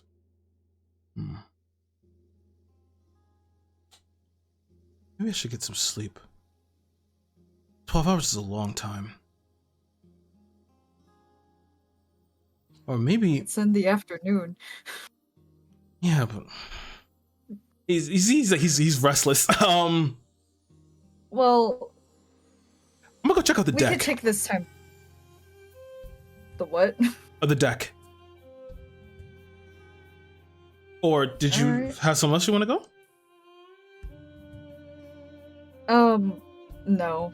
Frankly, I'm not too interested on what this area has to offer, though. I am quite intrigued as to how the animal even got their hands on such a luxurious airship.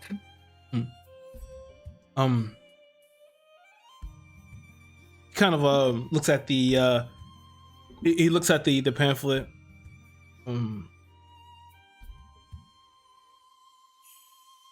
It says it belongs to the Zethor company. I don't know if maybe the anima do have their hands in this. Well, I'm just saying it's a very wealthy. Well, to me, it seems very wealthy. Obviously, we don't have anything like this at home. True. It just feels like it's almost like VIP is what it feels like. I understand. Well, maybe I'll take another lab or something. I just want something to do. Oh! They have a gym. Maybe I'll go to the gym. You wanna go to the gym? Sounds like fun. Alright. And Like one of those YouTuber workout channels. pretty you know what they say. A couple that gains together stays together. So let's you guys exit out. As he's a bit more excited to run down to the gym area. We'll leave it there for now. We'll pop back to Bastion and Lotharis. You guys are heading up to the spa. As you're heading up to the third floor, I believe I put. That's Yep. what you said. Yep, just making sure. They keep flipping back there. Heading to the third floor, you see this. Immediately as you come up, you get this nice floral, this nice floral smell. You smell like nice sweet fragrances and gentle violin music that begins to pour through this large wooden door. And above it, it says the Flying Lotus. It's just a simple bloom motif. As you step forward to the door, it's as if on command and you're expected, the door swings open. And there's just a nice little a film of like either mist or like smog. Like often it's like fog that kind of like pushes outwards. You didn't realize that this is steam. But as you walk in, that smell grows. The fragrance begins to increase, and you can hear the trickling of water. And as you step past the counter, you see this elven woman. Her hair is like done up, blonde hair done up and pinned at the top into a bun. These nice bright blue eyes, and she's wearing like this nice like flowing looks like a gown. Hello, welcome to the Flying Lotus. Good afternoon.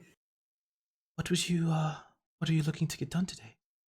Well, for myself, I'm merely looking for somewhere to relax. Perhaps a place of peace. Mayhap my friend here, some sensory things don't affect him as much, but smell and sound will. Just a place of quiet, a place to relax, really. No treatment specifically. Okay. Humidity is not good for me. Perhaps you would like one of our sensory chambers. That sounds Mr. wonderful. You both would like this? I think that would be a good place to get lost. Vidriel. Lotharis Vidriel is my name. Mr. Lotharis. And your name, sir? Bastion. Mr. Bastion. Please. You see what you see, she kind of like looks down as she begins to write. she begins to write down. And then as she puts her hand down, you watch this quick little flash of light as she seems to like pull out of like this interdimensional pocket this gold key. Hands it to you. You're room 6. Thank you. As you begin to step through, looking further back, you see the flooring changes to like this wood, like these wood lattice bridge. And as you're walking over, you can see that you are actually stepping. That below you is just this pond, like it's just water. You can see fish moving, swimming in between as there's like blossoms sitting on top of the water. You can hear it. The water slightly splash as another jumps and dives down. And you step back through you see some of the rooms are actually open. All these aren't sensory chambers. But as you step through, you wouldn't know, but Bastion, give me a perception check. 16? 16. As you're passing by one of the chambers, you look to the right, and you see a man. He's covered in mud completely. Cucumbers in the eyes. He has a towel over his midriff as he has his hands up as his fingernails he's getting a mani and a petty. But the bed is slightly angled upwards, and you look at him, and you recognize this man. And as you kind of narrow your eyes, you just hear, "Is that Bastion?" And you know this person to be, from the voice, Sebastian LaRouche. Nice. You two know Hi. each other? We've met Hmm. twice, very briefly.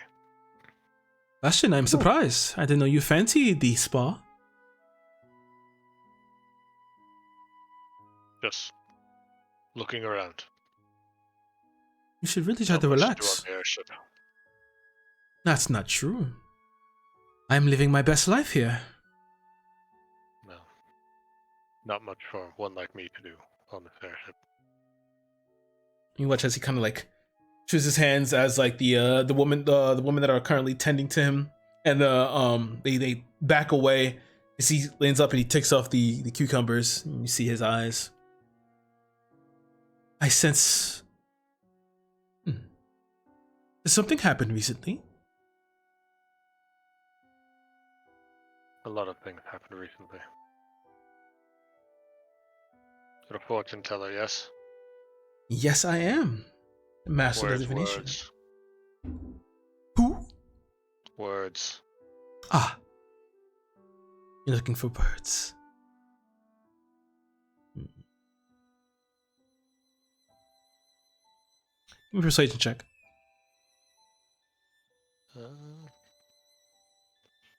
14. 14.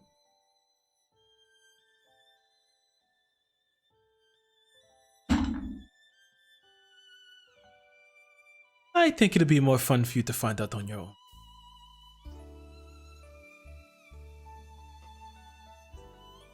Is that how you answer all your questions as a fortune teller? That is how I keep repeat business. Seems like a terrible business model. You didn't tell me anything useful at all. You did not pay me either. True. Well, Perhaps we should take a moment, Bastian, to not think of the important things. I agree with your new elven friend here. Puts it back in his eyes. Besides, if you want somebody competent to look for words, I'm more than happy to do it for free. That's a good one, Bastion. Enjoy yourself. You never have seemed to be of much use. Oh, that's not true. I told your friend of her daughter. Ah, that was it. Yes. And I told Rakan about his true past. Oh, that was kind of you. Now he has a new purpose. I think I'll take... At least some of us have a purpose. Before you go, Bastion. My nails. Fire engine red? Is that a good color on me? No. Okay. And he falls back as you guys, I guess, continue on to the Sentry Chamber. As we leave, I will just try. Why don't you try ice cold blue to match your heart? Ooh. You hear that, ladies? Ice cold blue. You guys, as you get to the further back, the back of the Flying Lotus spa, you see this large metal door. You see there is in front of it is another woman who's dressed in another flowing robe, human. Welcome to Sentry Chamber 6. In this area, you can there's a few modes that you can choose. It also attunes to what you want at the time. So just think of it, and it'll happen. If you want it to be pitch dark, to lose all sense of self, you can. Thank you. Very well. Please enjoy. And you hear the she kind of like twists the lever. You just hear the as it opens, and she pulls it open in the front. You just see as some of the pink lights, overhead lights, kind of pour in to the chamber. You just see it's just one large chair in the center, and the walls just look normal. There's nothing odd or different about them. You're my guest, Bastian. Now he'll step in. Okay. Both step in? I thought she stepped in. Mm-hmm. Yeah. Both step in, and she merely bows and closes the door, and you hear it lock again. As you guys are currently sitting in the darkness. We'll take a meditative pose on the floor and take us somewhere nice, Bastian. What do you think of Bastion? Nice. I gotta check something in my real quick. check. He's gonna think about a town on the continent of Aretios. Oh, Radios? Yeah. Aretios. Mm-hmm. And just in the middle of a work site that is just kind of done for the night. So just half-built brick walls and masonry tools lying around. Just like a job well done, but a job still in progress. The sun kind of late in the day, starting to turn orange and red. A piece of progress.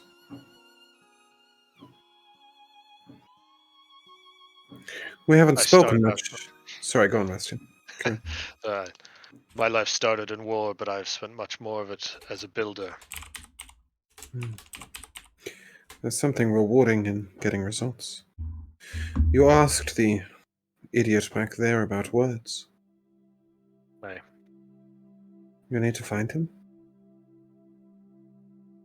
He's done something to all the victims in the Black Zone. Used them like batteries. Drained them of their essence, killed them so that he could escape. So that he could break out of the Black Zone. That's awful. I'm sure he has some reason behind it, something that he can defend his actions with, but he killed so many so that he could be free. There's no justification to that. No. There's not. I may be able to find him for you. But is it our place to deal justice? Is it our place to take vengeance? The goal of saving Alovia's daughter is... That is more pressing, certainly. And Alovia's daughter has come from words, has she not? I hope the child is okay, but I also hope that the child leads us to words.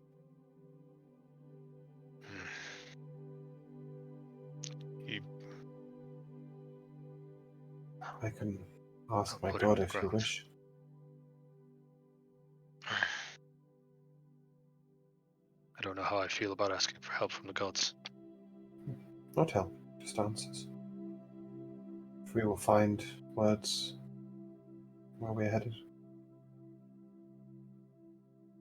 That would be acceptable. I hope you don't mind, but I might need to change the scenery. Do what you will.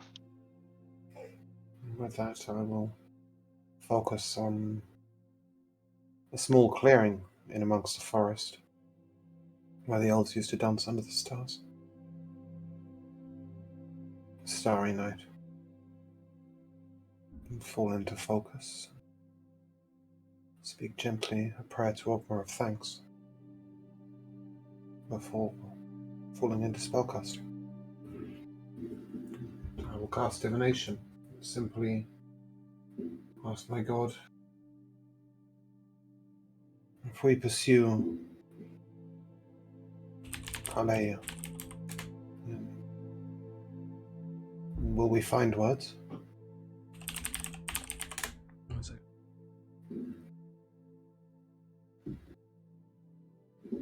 Provided this will happen in the next 7 days, the GM will offer a truthful reply.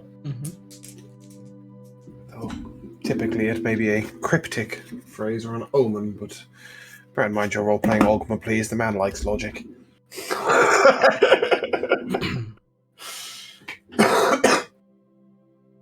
As you are beginning to focus and inhale and begin to perform the ritual for divination, you can feel as your consciousness begins to stretch beyond the sensory chamber, you feel as if the scenery that you are providing You close your eyes and open it. You see that you are there again. Bastion, you look around and you see yourself as well in this clearing. It's purple and blues of the universe, the stars twinkling above are just showering over. As you look up, you see in the distance as these shadowed figures begin to pop up over. And you see different forms, and one you recognize. You recognize as immediate that this is Rakan. And you see on the far other side, looking toward Rakan, Caden. You see in the center the boy you met in Rivermirth, Elliot. You see as they begin to split, stepping through the crowd, hand held in the other. It's Calais, holding the hand of words. Although you don't know, but Bastion, you recognize that it is words. Well, I mean, a simple description was quite apt from not many people look like words. You see them in the center of the people. And behind,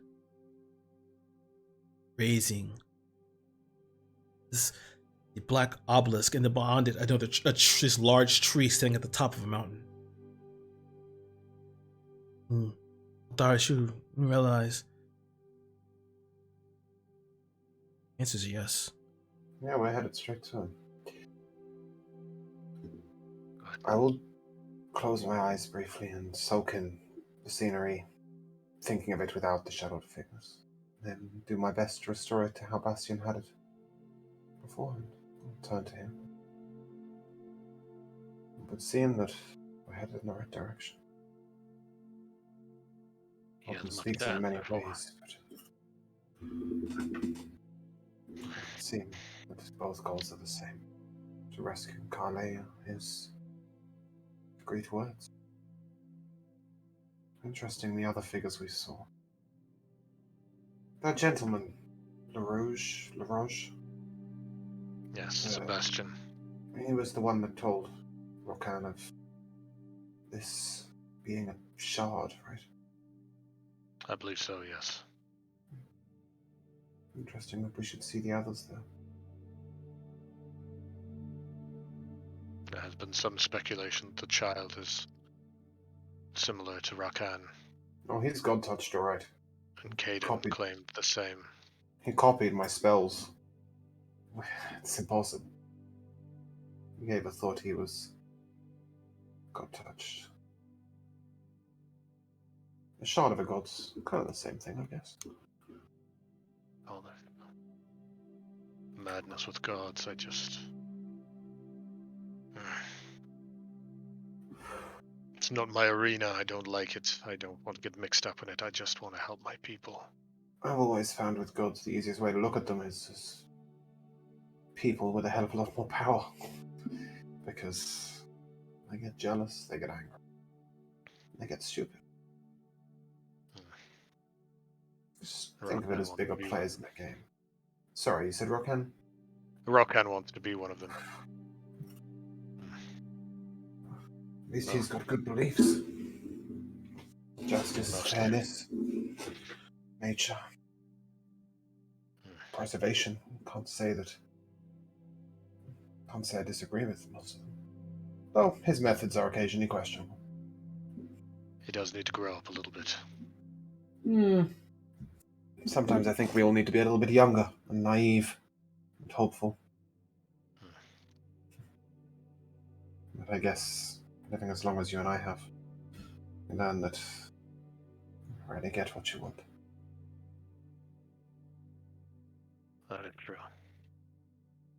What is it you were trying to make back in the room? saw the blueprints briefly. I didn't mean to pry, but they were all over the floor.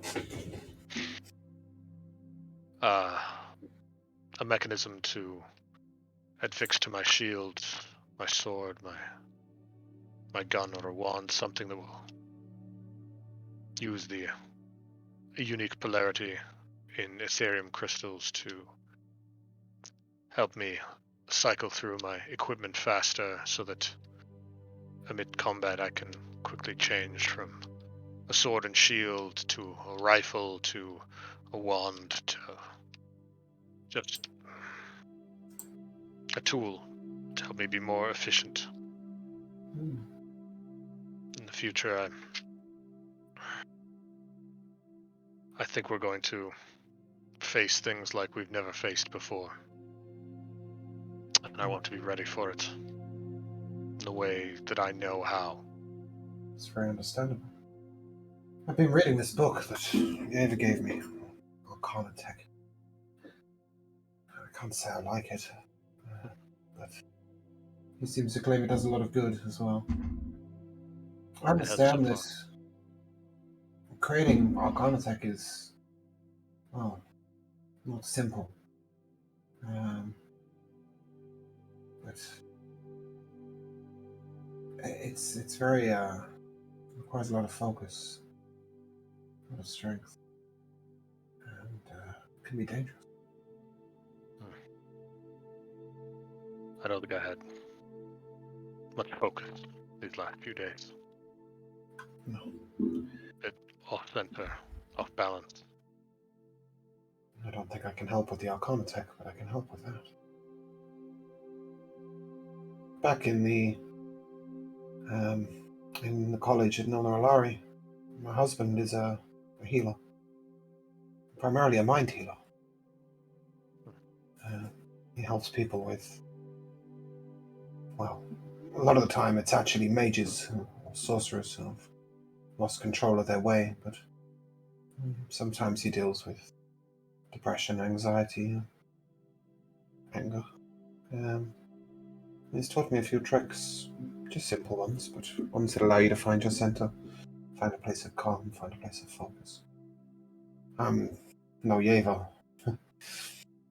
Healing requires a bit more concentration for me, but some of the simple tricks. You need that plant of his, that fucking thing. Tended to it for hundreds of years, but it does bring an element of calmness. Sometimes you have to stand still to focus on what you want to achieve. Not likely we're going to be able to do that anytime soon. I don't think so. And I've always found moving forward was the best way for me to find my balance again. Accomplishing something, building something, kind of rest his hand on the brick wall. Building something always helped me find my center. What you guys have built so far is impressive. Not just the bonds between you all, but that orphanage was something to behold. Yeah. And saving a child, it's got to be good, right? As you're sitting there, the words you're speaking, Sebastian, begins to cause the room to shift. You get to get a recount of the things he's gone through since he started this journey. You get to see the hole they fell in. You get to see some of the hilarious antics that Zelchin and the rest of them got into. See the orphanage that was built. You get to see the city as he sees it. And the people. You see Yeva, both of them forming the barrier, the phalanx, to protect the rest of the party. Get to get a healthy dose of what Bastion truly is. And I think... Can I just say something briefly? Please. I'd like to turn to Bastion. We had a Warforged guard in Nonaralari for a didn't have a sense of humor or any emotions worth mentioning. I think I prefer you. Sometimes our humor is just harder for biologicals to pick up on. I think undetectable is the phrase you know. I look forward to it.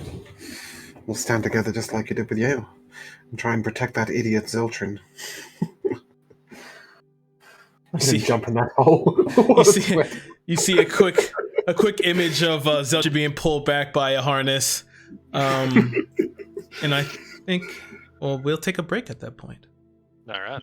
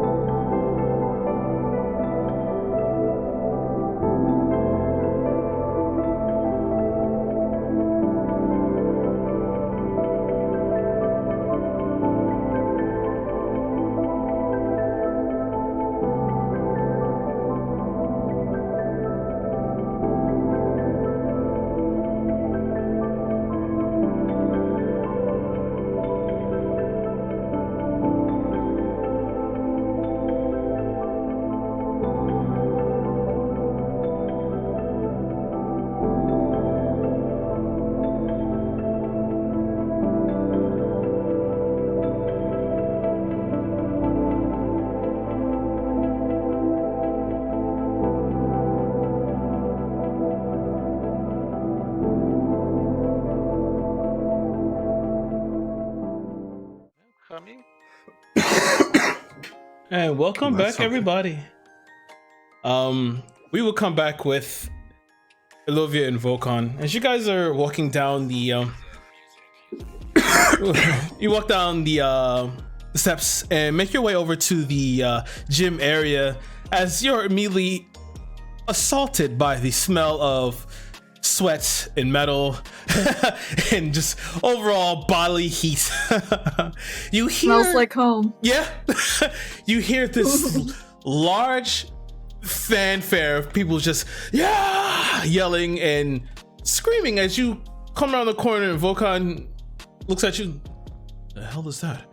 He comes around the corner and you can see that there's a group of people have gathered in a singular area, and above them you see as this barbell is lifted above with like 6 plates and then drop down to the ground. And then you see as it's dropped down to the ground, you hear the thud of padded flooring and metal weights.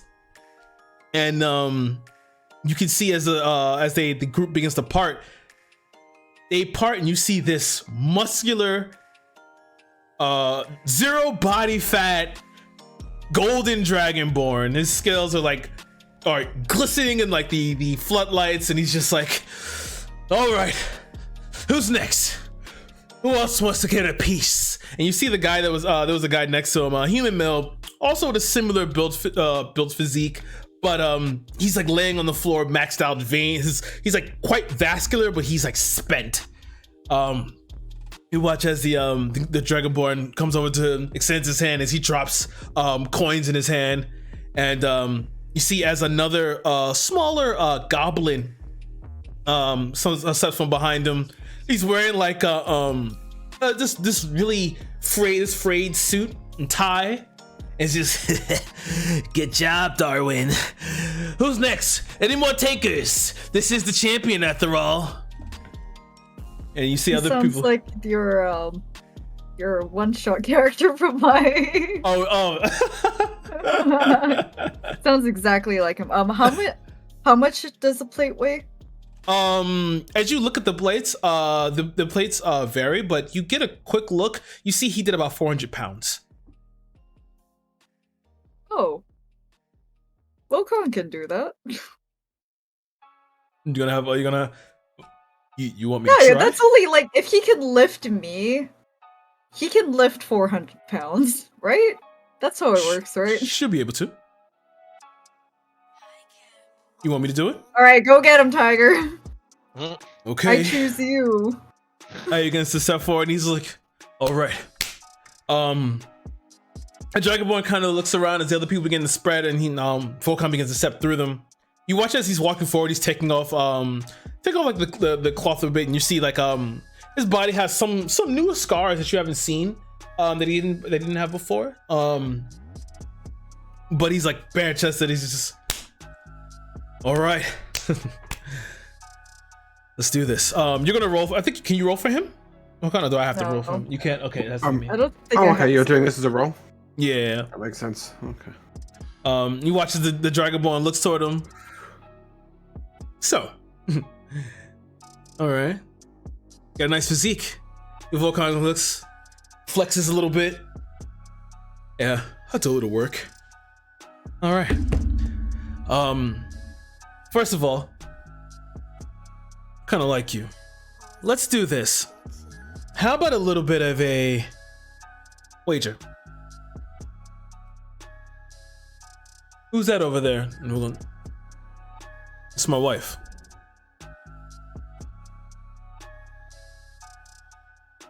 A date. Watch as Volcon kind of turns around. He looks towards you. I'm married, if you didn't hear. It seems like he does not care.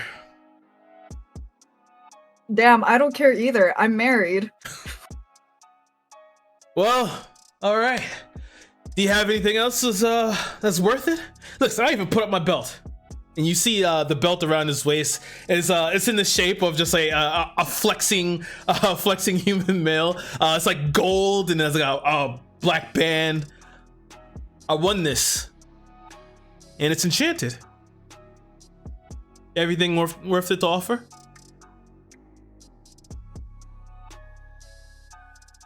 Here. I'm going to pull out a long sword that is very, very elaborately decorated.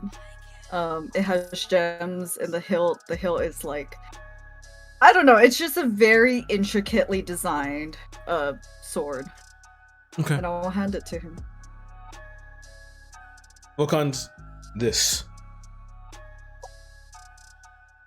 I'll sweeten the pot. And he hey, open the chest. You watch as he pulls open the goblin comes back over, he's stumbling over, and he opens up the top, and you see there's just like a mound of gold in the chest. You'll take this too. It's about 2,400 gold pieces in there. If you can win.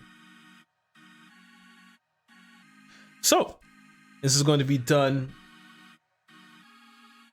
And so we're going to start from low to high. Squat thrusts. Volcon steps to the side and gets inside of it. And You watch it, he starts slowly, he puts like only 100 pounds on the plate. Nothing too hard. But Volkan isn't normally like a lifter. He's just very fucking strong. So he looks at it, and then he looks toward the Dragonborn as he kind of watches him get set up. So Volkan is going to make a quick little dex check to make sure he puts his hands and feet in the right places.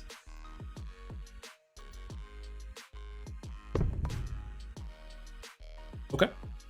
He spies a quick look, and the Dragonborn, you watch the Dragonborn kind of just sneers, the fangs. Okay. He watches you get down and get set, and we're gonna do a strength check. You rolled a natural 2 for a 6.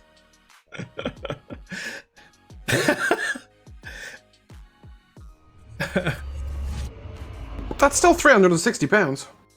True.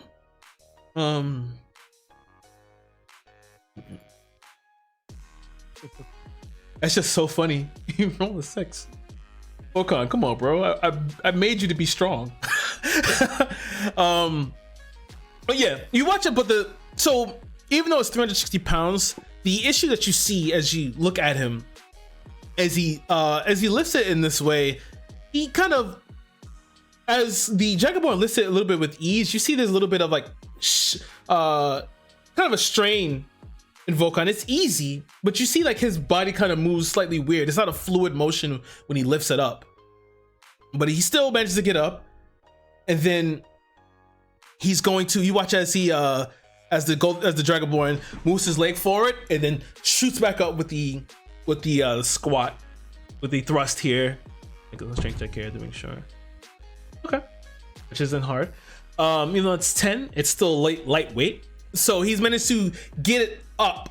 But then you see as Volkan brings it up or whatever, he kind of bends slightly weird, and it's not because he's not straight. But he drops it back down, large thud hits. And Volkan's like, and you watch as he kind of just does this to kind of loosen up his arm and it's back. And then he looks down. Okay, not bad. Let's add more weight. Bumps the weight up. Adding the weight increased the difficulty. Should have stretched before this. Do you say that? You just like whisper that, or you just?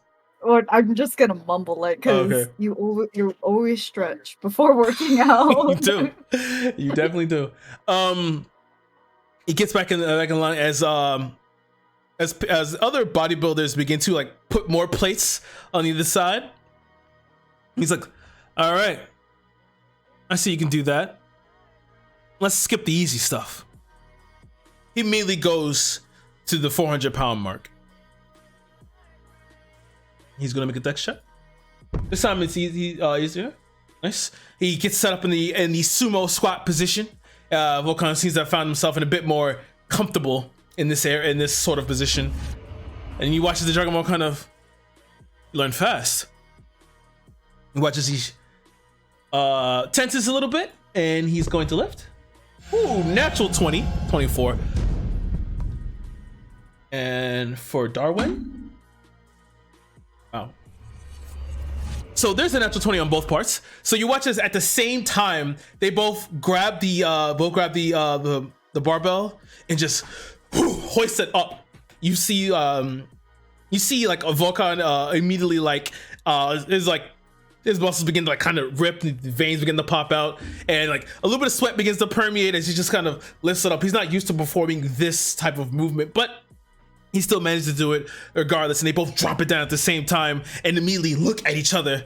You see like you see Volkan in a certain way, but you see Volkan here as he's like, yeah, this is fucking fun. Like he's like he's enjoying himself. He's like, you watch as the Dragonborn kind of flexes a little bit, slaps Volkan on the shoulder. Let's take it up a notch. They add more plates on as it goes up to 450. Volkan no longer has to do the dex check. He has gotten into the rhythm of maneuvering.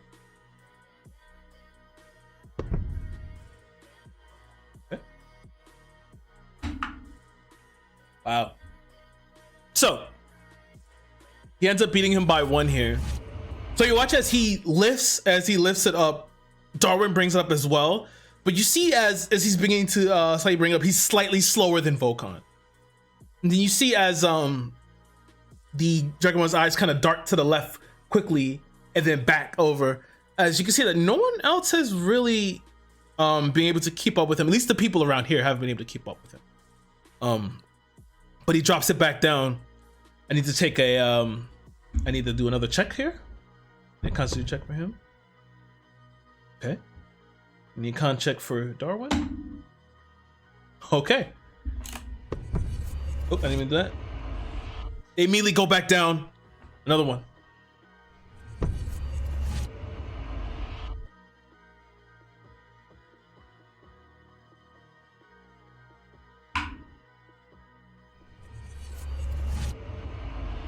That was really good.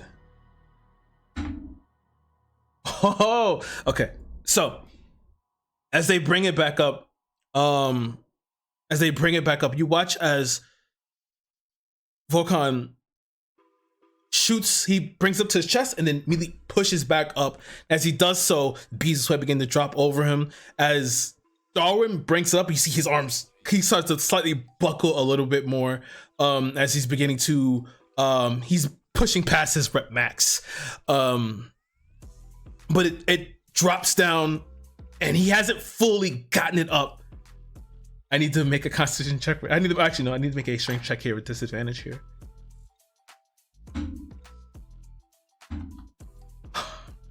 So you watch as he tries to force it back up, but then drops it down.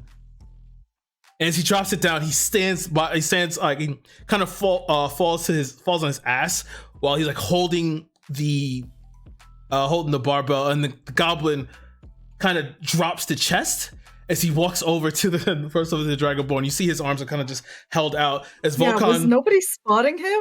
No. As oh my god, Volkan slowly lowers it down and presses it on the floor. Turns over, sweat begins to pour over his face, and he sends his hand. My winnings. The Dragonborn still looks down. His face is just downcast. But the goblin reluctantly, like, he starts to like move over to Volkan, but he's like really slowly doing it. But he eventually brings it up as like he kind of like looks toward the Dragonborn as he just simply just nods his head. And then Volkan like takes the chest, hands it out to you, and then looks down the belt as well. You watch as Dragonborn is like slow to get up, and the goblin walks behind him as he just how like the coach would put on the champion's waist. He goes behind and takes off the belt, and you watch as that physique the Dragonborn has falls away. And you see that he's just normally like he's still swole, he's still strength based, but his physique wasn't that zero body fat. It seems that there was it seems that there was an enchantment on this belt in the first place. But he has the belt of Volkan. And Volkan simply just nods. I laugh and I dismiss my packed weapon. Volkan gives you the sword back. He looks in. It was a good idea. But hey, we're 2,400 gold richer. And got this nice belt. Does it look good on me? It looks good on you. Oh, he puts it around. And you watch as Volkan's body barely changes. His body barely changes. It maybe some happy dad handles goes away, but more than that, not too much. All right. 'Twas an interesting competition, but Yes. I believe that Volkan needs to stretch it out to prevent any more injuries. Oh, I was hoping Alovia would challenge Volkan. Well, I mean, she could, but Yeah. I like the idea that Alovia just walks over, picks up the bar one hand, and just like, yeah, okay. What are you guys doing? It just wanders off. well, Well, she could, but like she's comfortable and she's confident in Volcom. Yeah. Of course.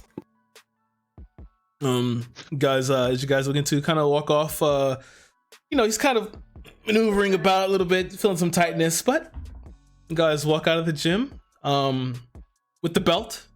Volcom is currently the weightlifting champion in Iverthane. On the airship specifically. Yeah. Yeah. What belt is that? I have gotta put it in. It says the Arthurus Darwin belt. It is a belt that was specifically made for that Dragonborn, whose name was Arthurus Darwin, and the enchantment is it'll give you an amazing physique, and on top of that, spending a charge, it'll also allow you to exceed your normal weightlifting capacity. Wow. Not like we would ever need that, but very cool.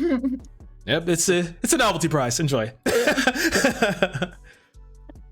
Where are you guys going?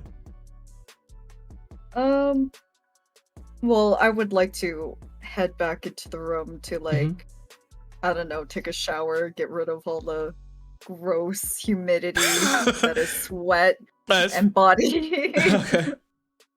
Okay, sure. You guys will make your way back to the shower, and I will flash back over to Rakan and Zeltrin as you're kind of walking away, and like Zeltrin's like behind you. Hey, did I do something? I'm gonna stop in my tracks, but not turn around. What? I don't know. You seem to be upset or something. Did I do something? No, I'm fine. You sure? I just need to find this person. I'm gonna make an insight check. No, you're lying. Oh, sorry, Rakan's not laughing. I just find I know. that hilarious. You see, what's up? Nothing's up. Listen. I think at this point in time, we've taken the time to read a book together. You can at least tell me, something. We even did the voices. You told me how to read a little bit. No, I was, I just got Lizzie here, and I was going to introduce you, and then I saw you, betting and smoking, and you had, that girl, so I didn't want to interrupt. Oh, yeah. She was cute, right? Sure. I just you sure you're okay? I mean, like, I know I was kind of heartless before, and everything with Caden and stuff. I know we apologize, it's water under the bridge, but like, are you really okay? I'm fine. I just need to find this person. All right, okay, all right. I won't pry anymore. I know. Take a hint. So, what or who are we looking for? It's a green-eyed elf, right? That's very general. Well, that's about as much information I know. I have to find them, and we can't use magic to find them, and they don't just stay in one place. They're free to move around, so it's basically impossible. So I suggest, if you don't want to waste your time of this trip trying to find a needle in a haystack, you can go back to the card table. No. Let's do this. I have my fill. Besides, I think if I spend any more money, Lotharus may get on my case about something. I don't know. He's not like Yeva, but he kind of gives me sub Yeva vibes. It's really weird. But I can try and look. I can try and help you. It's a green-eyed elf. He's gonna make a little check here. Word, Zeltrin? Okay. So you watch as he kind of starts to leads you out of the casino as you're walking through, and you see in the area there's like some group of people that's moving around, but you see this one woman who seems distraught. She's kind of like pulling at her neck, and she's looking around as some of the security guys begin to walk around, some attendees, and they're trying to calm her down. You watch Zelcha kind of, I don't know, my tiefling senses are tingling. I think we should go over there. What, over to the woman? Yeah, I don't know, something's weird. Let's take a look. I don't know, something's telling me to go that way. Okay. And he kind of leads forward as the woman is she's like distressed. My diamonds. Someone's taking my diamonds. And you see this one bored-looking security guard male. He's just like, okay, ma'am. What did they look like? I didn't see them. It was like, is the ship haunted? Ma'am, the ship is not haunted. I'm pretty sure you just dropped them somewhere. No, they were fastened around my neck. My husband gave me these. And you watch as Zeldrin kind of walks up. Ghost? You said he's anywhere in the ship, right? Is anything else specific about him? I don't think so. Did I miss something? I don't know. I don't think so. Guess not. I guess I'll take a look around. You two, you look around also. Maybe there's something. I just have a feeling that maybe they came this way. I'm assuming we're nowhere near him, but I want to go back to the guy whose ring I'm trying to get back. Okay. You can walk back over there and Zelcha, weird. Okay. And he kind of starts to walk behind you. Okay, so I want to go up to the guy. Is he still like sat on the floor? Yeah. You find it surprising that he's kind of rolled up into a deeper ball than he was before. Okay. I've got like, okay. I'm gonna like grab like his clothes. I'm gonna grab him like that and like stand him up. Okay, you just hoist him up and put him against the wall. Is it what the hell? What? How did you lose the ring? Did you play a game? Yes, I played a game. What game? It was a game of cards. And what, against the guy behind the curtains? Yes. What were the rules of the game? I just simply had to guess what suits they were. And that was it. That was it.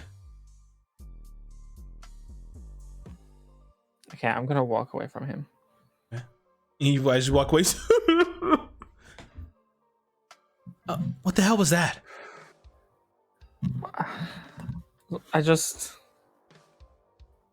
You go over there where the woman's crying about her jewels, okay?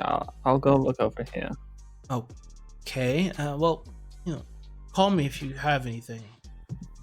Okay. And then I'm gonna leave the casino. Mm-hmm. And then I'm gonna go outside. You're gonna go outside. Where are you going outside? You going outside to a balcony or where? Yeah, to a balcony. Okay. There's a balcony on each floor, so you find one. You go outside and head out there, feeling the wind and blue skies. It's nice. Yeah, and then I'll I'm assuming I walked through a door to get to the balcony. Mm-hmm. So I'll close the door behind me and I have both hands on the rails. I'm just gonna take a deep breath and I'm just gonna stand there for a while. Okay. We'll leave you there. Or do you want to do something else? No, I'm just gonna wallow in my own sadness. That's okay. Yeah. I'll leave you there. And we will jump back over to Lotharis and Bastion. What you guys doing? We're finished with the sensory room, I assume. Yeah. We've been there for a while, yeah. Yeah, you've been there for a while. In terms of Bastion, well, I think I might have a look around the rest of the ship. Anything you fancy seeing, or? I think we've seen the casino and the spa, so whatever else sounds interesting to you. I don't think the gym or the dance floor sounds appealing. Don't know, let's take a wander. And I'll message Zeltrin as well. Just... Okay. You still in that casino? No, Rakan's acting real weird. Yeah, I don't know. He's acting really weird. I can't explain it. I don't know. Although I feel this feeling is familiar, and I can't put my finger on it right now, but I don't know. I could swear I've been in this situation before. But apparently he's looking for someone on the ship. Anyone in particular? He says the elf with green eyes. Any more than that? He says it's a game. I think Rakan's trying to help somebody. I'll message Rakan. Hey, you alright? Yeah, I'm fine. Can everyone stop asking me? No, it just was courtesy. This guy you're looking for. Do you want any help? Sure. He could be anywhere. Even if he finds a good hiding spot, he can still move. He's allowed to use magic. Yeah. We're not. No, So- you're not, right? Oh, sorry. Otherwise doesn't know this. What do you mean I'm not allowed to use magic? Not allowed to use magic to find him. He Did could they literally be say anywhere. you're not allowed to use magic, or we're not allowed to use magic? I don't know the ins and outs. If you want to go Okay. talk to the guy, he's in the casino behind a curtain. Sure. I'll go have a chat with him. See what we can find out. Guys, I'm gonna head down as Zelchin kind of messaged you, Lothar, as like 1-to-1. Hey, so what did Rakan say? Not a huge amount, but I'm on my way to speak to the person who gave him the game. It's in the casino. Behind some curtains. We're headed there now, me and Bastian. Rakan doesn't usually do anything for no reason. This is true. So, from what I've seen so far, his reasoning is usually quite fair and quite just, even if what he does with that reasoning is somewhat illogical. I'm curious. Okay. Well, I'm down here on the same floor for the casino, so I guess I'll see you here. Okay. Maybe I'll look for Rakan, but I guess I'll keep my space. He's acting real weird. You guys make your way back down to the casino. Mhm. And you see Zeltrin, you can see him, he sees you as he's kind of like wandering Yep. around, looking for where Rakan could have gone off to. You enter back in the casino and you see the area that Rakan was speaking of. Okay, I'd like to head up there. You head up. Bastion, are you following or? Yeah. Okay. Yeah, I Better. mean, Bastian knows what we're doing, so. Yeah. Okay. Mm-hmm. As you walk in there, the curtains open. As you see a well-dressed man sitting in this plush leather chair, legs crossed, tie. Good afternoon. Hello. Sorry to bother you. My friend says that you've got him playing some kind of hide-and-seek game. Yes. Why? What does he want from you? What does he need from you? He moves the curtain. See that sad sack over there against the wall? Yeah. He lost the game to me. My prize was a ring. He wants your friend. Wants to get that ring back for this gentleman. What does it mean to him? I'm not sure. But I know he put it up. It can't mean that to him. Well, you say that, but my husband does some work on mind healing. He's worked with a lot of people with addiction. Gambling's an addiction. It is. And also, Did you know the lucrative man was a business. gambling addict when you played against him? Perhaps. So you took advantage. Well, that's the way the world works. Of course. And this hide and seek. Why? My associate was quite skilled at what he does. Likes to test his Okay. abilities. My companion seems to have short-term memory loss. What does he look like? Black hair, green eyes, elfin. He has a earring dangling in the shape of a cross. He's wearing a pinstripe suit, black tie. Fair enough. All right, well, seems like your reasoning is fair, even if, if you have taken advantage of the poor soul. My friend's got a very kind heart. I'm sure he just wants to help him. I understand. This is why I gave him such a simple game. Ah, yes, simple. No terms of the game? No, No rules? no, only that he cannot use magic. Must use I'm assuming his that doesn't skills. apply to the earrings that we use to message each other. That is fine. Excellent. Oh, very well. And if we find him, what's the time limit? Till the plane lands. Yes, What if we can find him in the next 20 minutes? I would be quite surprised. And quite thrilled, actually. How surprised. Want to up the stakes? You look like someone important here. What exactly are you proposing? Tickets. To travel one more time on your ship. Ah, We could use a ride home. another trip on the Wanderlust. Sure. I'll even Alright. throw in the VIP suites for you. You're on. Please. 20 minutes. Okay.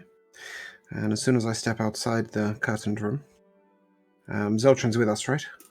No, Zeltrin is he's still in the front of the casino. Okay. He was looking for Rockheim. Okay, I'll head to Zeltrin. Okay. And I'll tell him to get ready to run. Why And are I you shall running? cast Longstrider on him. You're going to find someone. Okay. Same green eyes, just black hair, bangs over his eyes, pinstripe suit. And more importantly, earring that looks like a cross. Okay. And this guy is, and I'll cast Longstrider on Zeltrin. Mhm. And he is he within 1,000 feet of me? Let's find out. And I will cast Locate Object, locating a nearest object of a particular kind, such as a certain kind of apparel jewelry. And I will locate the cross-shaped earring. Okay. Unless he's taken it off, of course. Because You get a ping. As you look up, you see as your vision kind of begins to pass through the floors of the ship as it extends upwards, and you just see this small little tiny bead of light on the 5th floor. In which direction is it heading? It's standing still currently. Good. 5th floor, Zeltrin. Go. Oh, okay. And I will start dashing in the same direction. Okay. How many spell slots have I got? Yeah, that's fine. I shall give myself guidance and get sprinting. Okay. Guys begin to rush upwards as Rakan, you hear something over the message you're hearing. We think we found him. I believe he's on the 5th floor.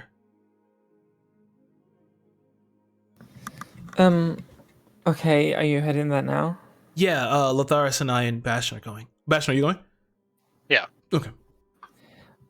Where he is there only one way in there? You can find a map on the side of the balcony, whatever. You see that there's 4 staircases that actually lead up to the 5th floor air deck. Each on the opposite sides of the what's the name of the ship deck. Right.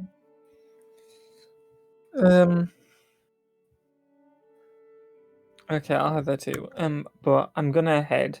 So like, whatever way he's going, I want to head the opposite to try and block the elf off. Okay. So you begin to dash up, running up the staircase. So you can see on the opposite side as Zeltrin is running up faster than you've ever seen him actually dash. As he's heading up in a little bit of a blurred effect. As you all come to the top of the airship deck, you see up here that there are a whole slew of people that are just watching as they're flying by in the center, and you can see at the top there's a small cabin with glasses. It's like a circular dome, and in the center you can see Zahir, the captain, in the center there. Him with a few other co-pilots as they are currently piloting the ship. But you're now in the air deck as the wind blows past you, and you can see the ever so often you can see the glint, the sea below. I will cast thaumaturgy on myself. Okay. Using it to amplify my voice. Saying, excuse me, just a security update. A gentleman with black hair and green eyes has stolen a woman's diamonds. Security downstairs are looking for him. If you see this man, please report immediately to the security. Okay. And while doing this, I'm sort of looking in the other direction. Yeah. Give me a persuasion check. Mm-hmm. Not my forte. I will guidance myself. That will be a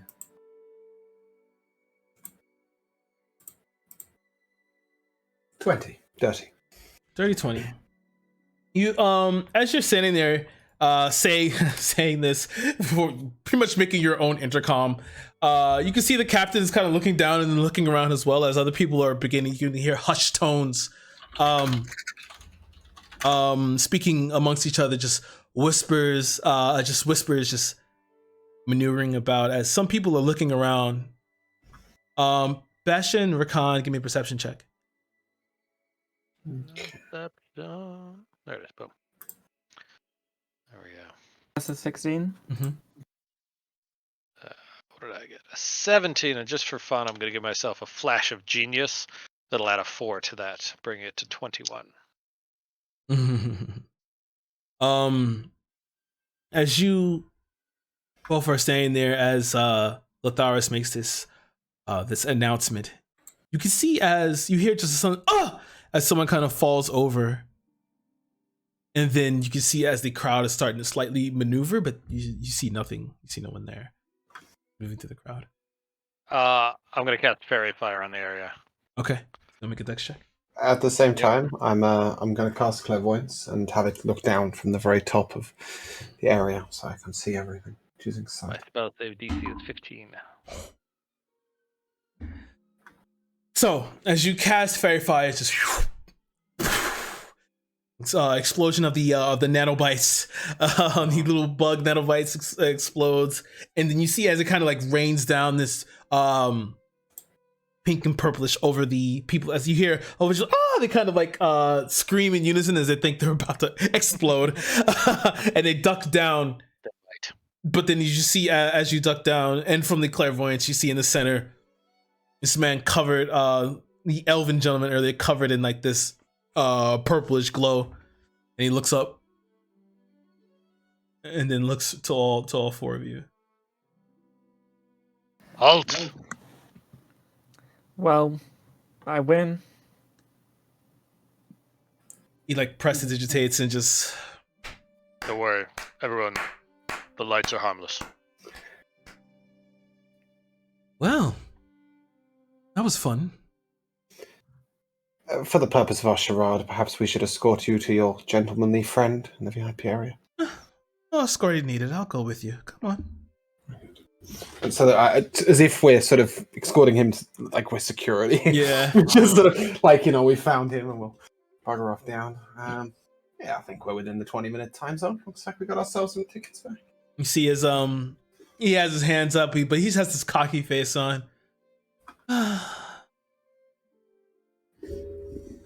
Walking back down, you see Zelchin is kind of like, yeah, yeah, we're good. Right, Rakan? That was funny. Kind of like nudges Rakan. Yeah, thank you everyone for helping. That's all right. You want to talk about why you did it? The man who lost the bear, he bear a ring. He's lost his wife, and in using the ring, he could see his wife in his dreams. And yet he still bet the item. Well, Remember I told you before we went to the casino that gambling is a foolish sport. sure. You lose things. Maybe we should have a talk with this gentleman. See if we can help him fix his ways. Well, let's get the ring back first. You guys, and I'll take therapists? it. Sorry, I may have upped your stakes. Sorry, was that Seltrin? No, that was the guy. You guys, a therapist or something? It's awful nice of you. Look, Anne likes doing the right thing. Okay. At least the boss knows what I like. Thank you for catching me. It was fun. No problem.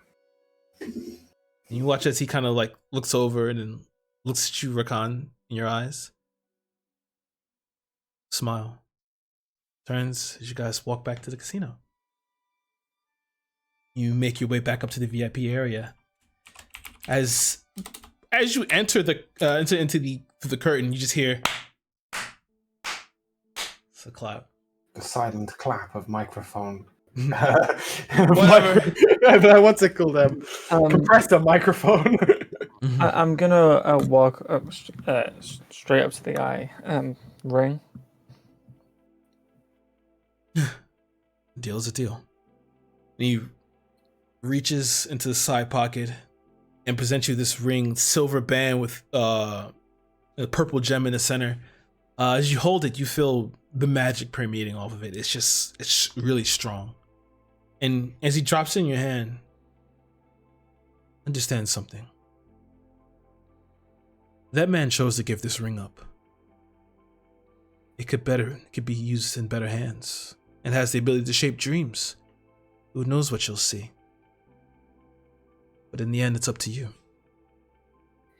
If you're suggesting that I rob this man of this ring, then you picked the wrong one, and then I'm gonna walk out. Rob him? He chose to give it up. It's his own foolish mistake. And you took advantage of it. I'm a businessman. I told you. That's not an Do excuse. the right thing. In To be honest, business, part of your business strategy involves hide and seek, so let's not pretend you're a good businessman. he looks around. I beg to differ. I'm gonna continue walking out. Walk out. As you walk out, you hear the elf from earlier. See you around. As you leave out. Lothar, are you leaving? Bastion, are you leaving? Not Yeah. without my damn tickets. Oh, don't I don't worry. want to be here. This is dumb. Actually, just like, this is silly. Why are we playing hide and seek? I'm out of here. I haven't forgotten. He snaps his fingers as Warforged comes from the side. And he hands as this extends his palm. You see kind of like apparates out of nothing. These 6 tickets. 6 tickets, because you got Volcon with you too. 6 tickets into his hand. This is for your trip back. Or whenever you choose. Appreciate it. I don't think we'll be playing hide and seek next time. Maybe not. But tell me, humor me. Where were you before this? We come from Ravenloft. And contrary to the hide and seek, what we're doing is important to us. I understand. But you all seem capable.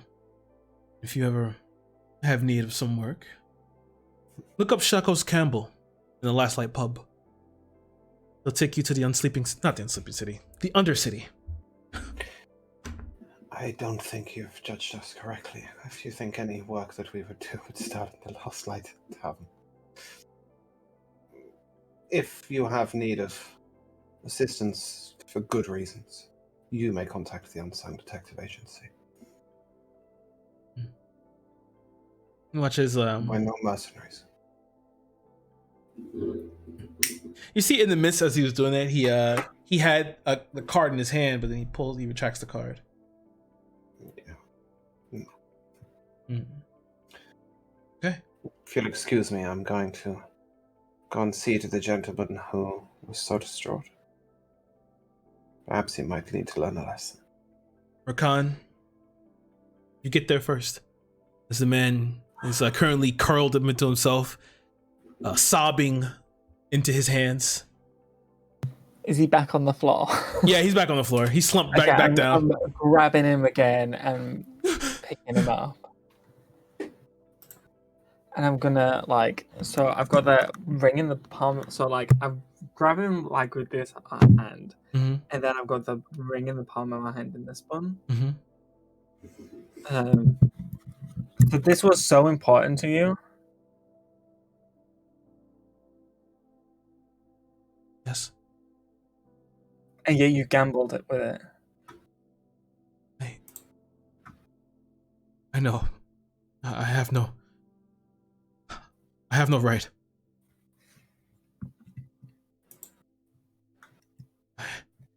I'm sorry. You don't need to apologize to me. What would your wife say? She'd be rolling in her grave. What? She'd be rolling in her grave. Then you need to take a long, hard look at what you're doing. Make a persuasion check with advantage. Oh, Lord.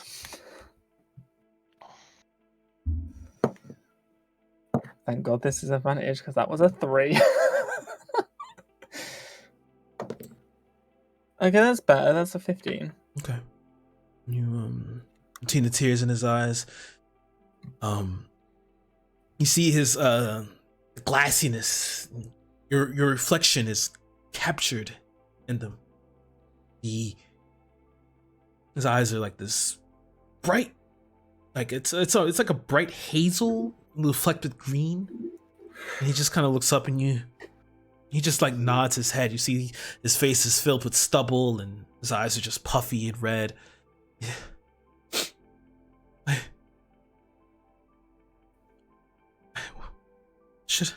What should I do?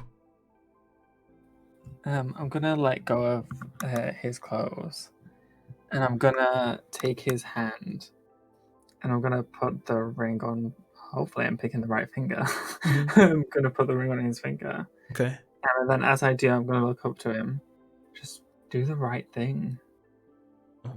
At this point in time, Bastion, Latharis, and Zelchin, you guys make your way over there.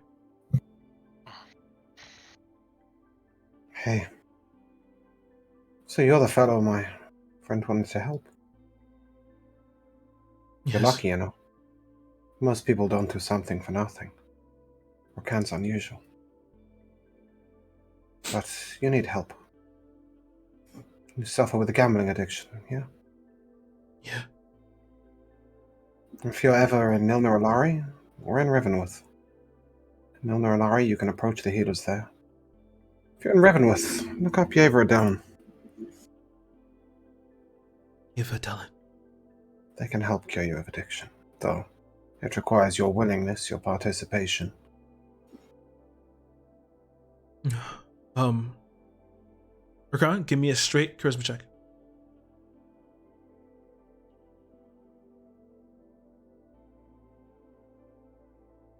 The guidance. With guidance. Guidance? What does that do? Add a D4. D4. D4. Oh, nice. That's a 16. Okay. 16.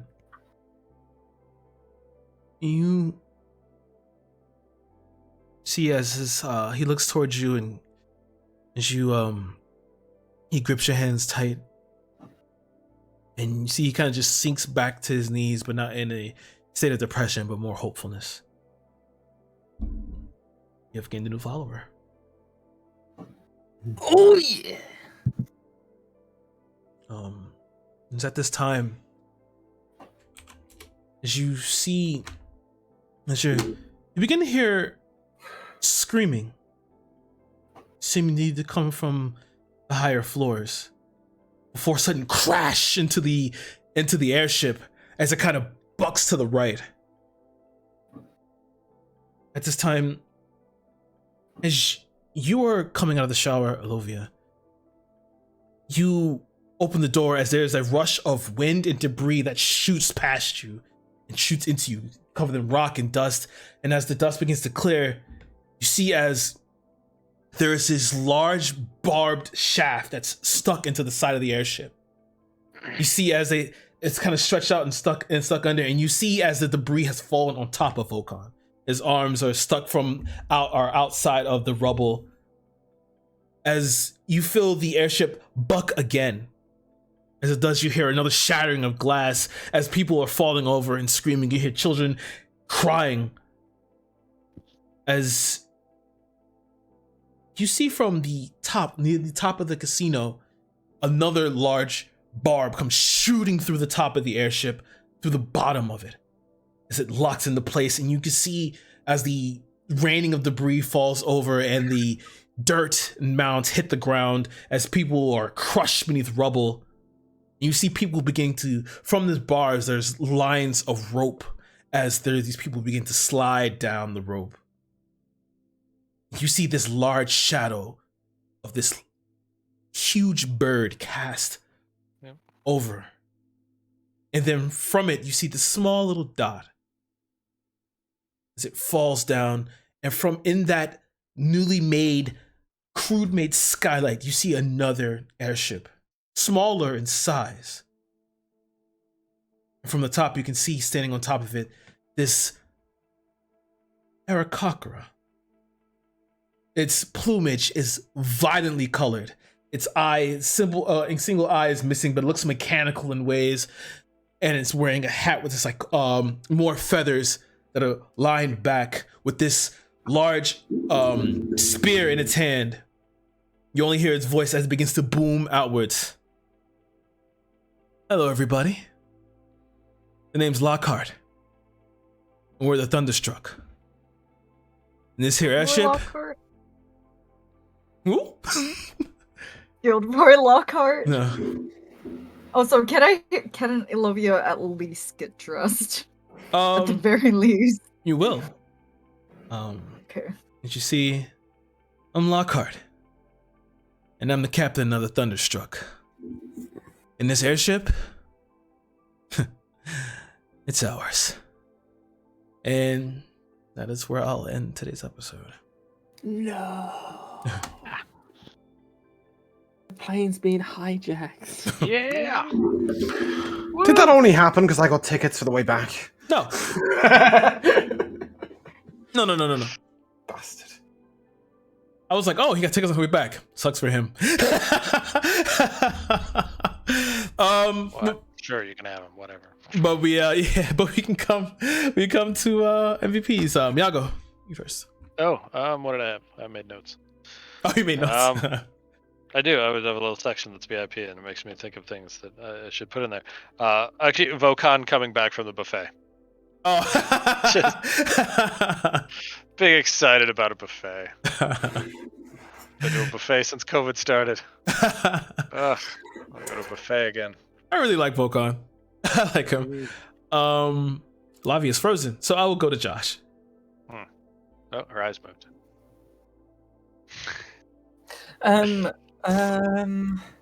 A couple. Obviously, getting my second follower always feels good.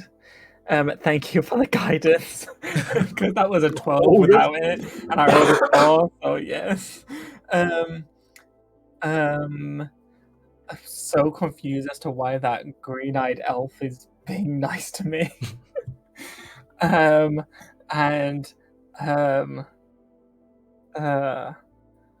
feel so bad for being, well, not mean to Zeltrin, but being so distant to him. It feels awful. But it also feels like the right thing. Obviously, getting Lizzie the Lizard is the main MVP. So yeah, Lizzie. Nice. Lavi. Sorry, I didn't hear Miyago's MVPs. What was it? Vokan enjoying the buffet. Yeah, I would have to say my MVP is probably the weightlifting challenge. And the guy being like, hey, I want to take her on a date. I don't care what you say. And Olivia just going, I don't care what you say. And then my second MVP is probably Sebastian LaRouge going, is Fire Truck red a good color for me? And Sebastian going, no. No. Oh Terrible yeah, color. that's another one. Of course, Sebastian's gonna be there because he's gonna be everywhere we go. Next time we just fight him. He's a fucking stalker. Start stacking. James. The weightlifting contest was fun. Mhm. The idea of taking Bastian to a spa, and also like just genuinely, I really enjoyed that bit of RP with Miego. Just a chance to see those characters. But yeah, I mean, I've got a couple of others, but the thing that sticks out for me is just the amount of sort of vulnerability and heart that Rokan is played with. Like that guy is just, I don't know. There's so much sort of passion, and like he'll just beeline for whatever seems right at the time. And I think in an ideal world, everybody's a Rokan, right? Everybody just does the right thing because it's right, and it's nice to see, even if it is completely impractical. And then just a couple of minor things. The look on your face when I use locate object made me super happy because you gave me like a really specific piece of jewelry, and I read my spell. I was like, aha. We have this. I was going to use it to locate an obelisk, but I guess I'll be locating a earring instead. So yeah, that was a good fun bit of hide and seek. And then just ruining everything at the end. We had such a happy, nice episode that you blew the fucking ship up. Yeah. So, just to be clear, Gonna fight Volkan got pirates! crushed, right? Wait, what'd you say, Lavi? Volkan got crushed, right? He's under the rubble. Yeah, he's crushed under the rubble currently. It better be over 1,200 pounds of weight, otherwise he's fine. He'll just lift it up. Done the research there. We'll save him. He's crushed under the rubble. Yeah. Can't lose him yet. Kira likes him too much. I do like Volkan, but the fact that you think I won't kill a character because I like him, this is surprising. No, I know you will, just not quite that soon. I think you'll give him in a couple of episodes. Which, what were your MVPs? Killing an NPC is all up to you guys. It's your decisions. I just put them in the situations. We have to kill Volkan. Pretty much, you guys have to kill him. I'm on it. Yeah, the weightlifting competition was fun. I really planned it for Olivia to do it. I was like, oh fuck. But Olivia didn't do it. I knew you did. Yeah, I was planning for Olivia to do it, but she didn't do it. I was like, okay, that's fine. Volkan will do it. To get the belt and stuff like that. Yeah, the roleplay between Lotharis and Miago. I hope to get Lotharis alone with a lot of the other characters so that he can get like acclimated and caught up to the group completely. So when you decide to go to the spa with Bastion, which I was like, damn, what's Bastion gonna do there? And I was sitting there thinking like, I don't have anything. I was like, I don't think Bastion's gonna go to a fucking spa. So what can I have? Should I give him an oil bath? Like, would an oil bath be nice? I just thought we'd sit next to the pool and chat, but the Sentry Room was a really cool take. Yeah, I was like, let's do a Sentry Chamber because I've always wanted to do one. Let's throw a Sentry Chamber in there. Lizzie was cool because at first I just thought you guys might just play the games, but I know know to expect the unexpected, so I thought you guys were gonna play the game. So I was like, fuck, all right. So I had a feeling that Rakan was gonna want to see these goddamn lizards, regardless of how well they are off.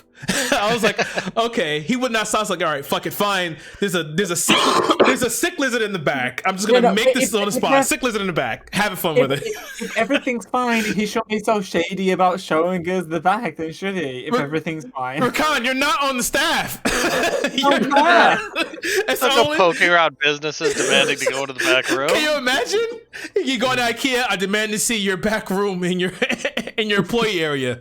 No, get out of the store. A lot of these questions are a fun thing for me, because I like that I always have to, of course, think on the spot and then have to reiterate and think of different things. I'm like, okay, I got to make this think this way so that it's enjoyable to her, even if she is enjoying it. I'm like, I got to make this and make shit connect and make sense, which is fine. But I'm like, okay, this is challenging. What can I do here? It always anything that forces me to get my juices flowing even more is always exciting to me. So, Lavi, thank you for the questions. Keep them coming. I know you get self-conscious about it. Don't get self-conscious. I having fun with it.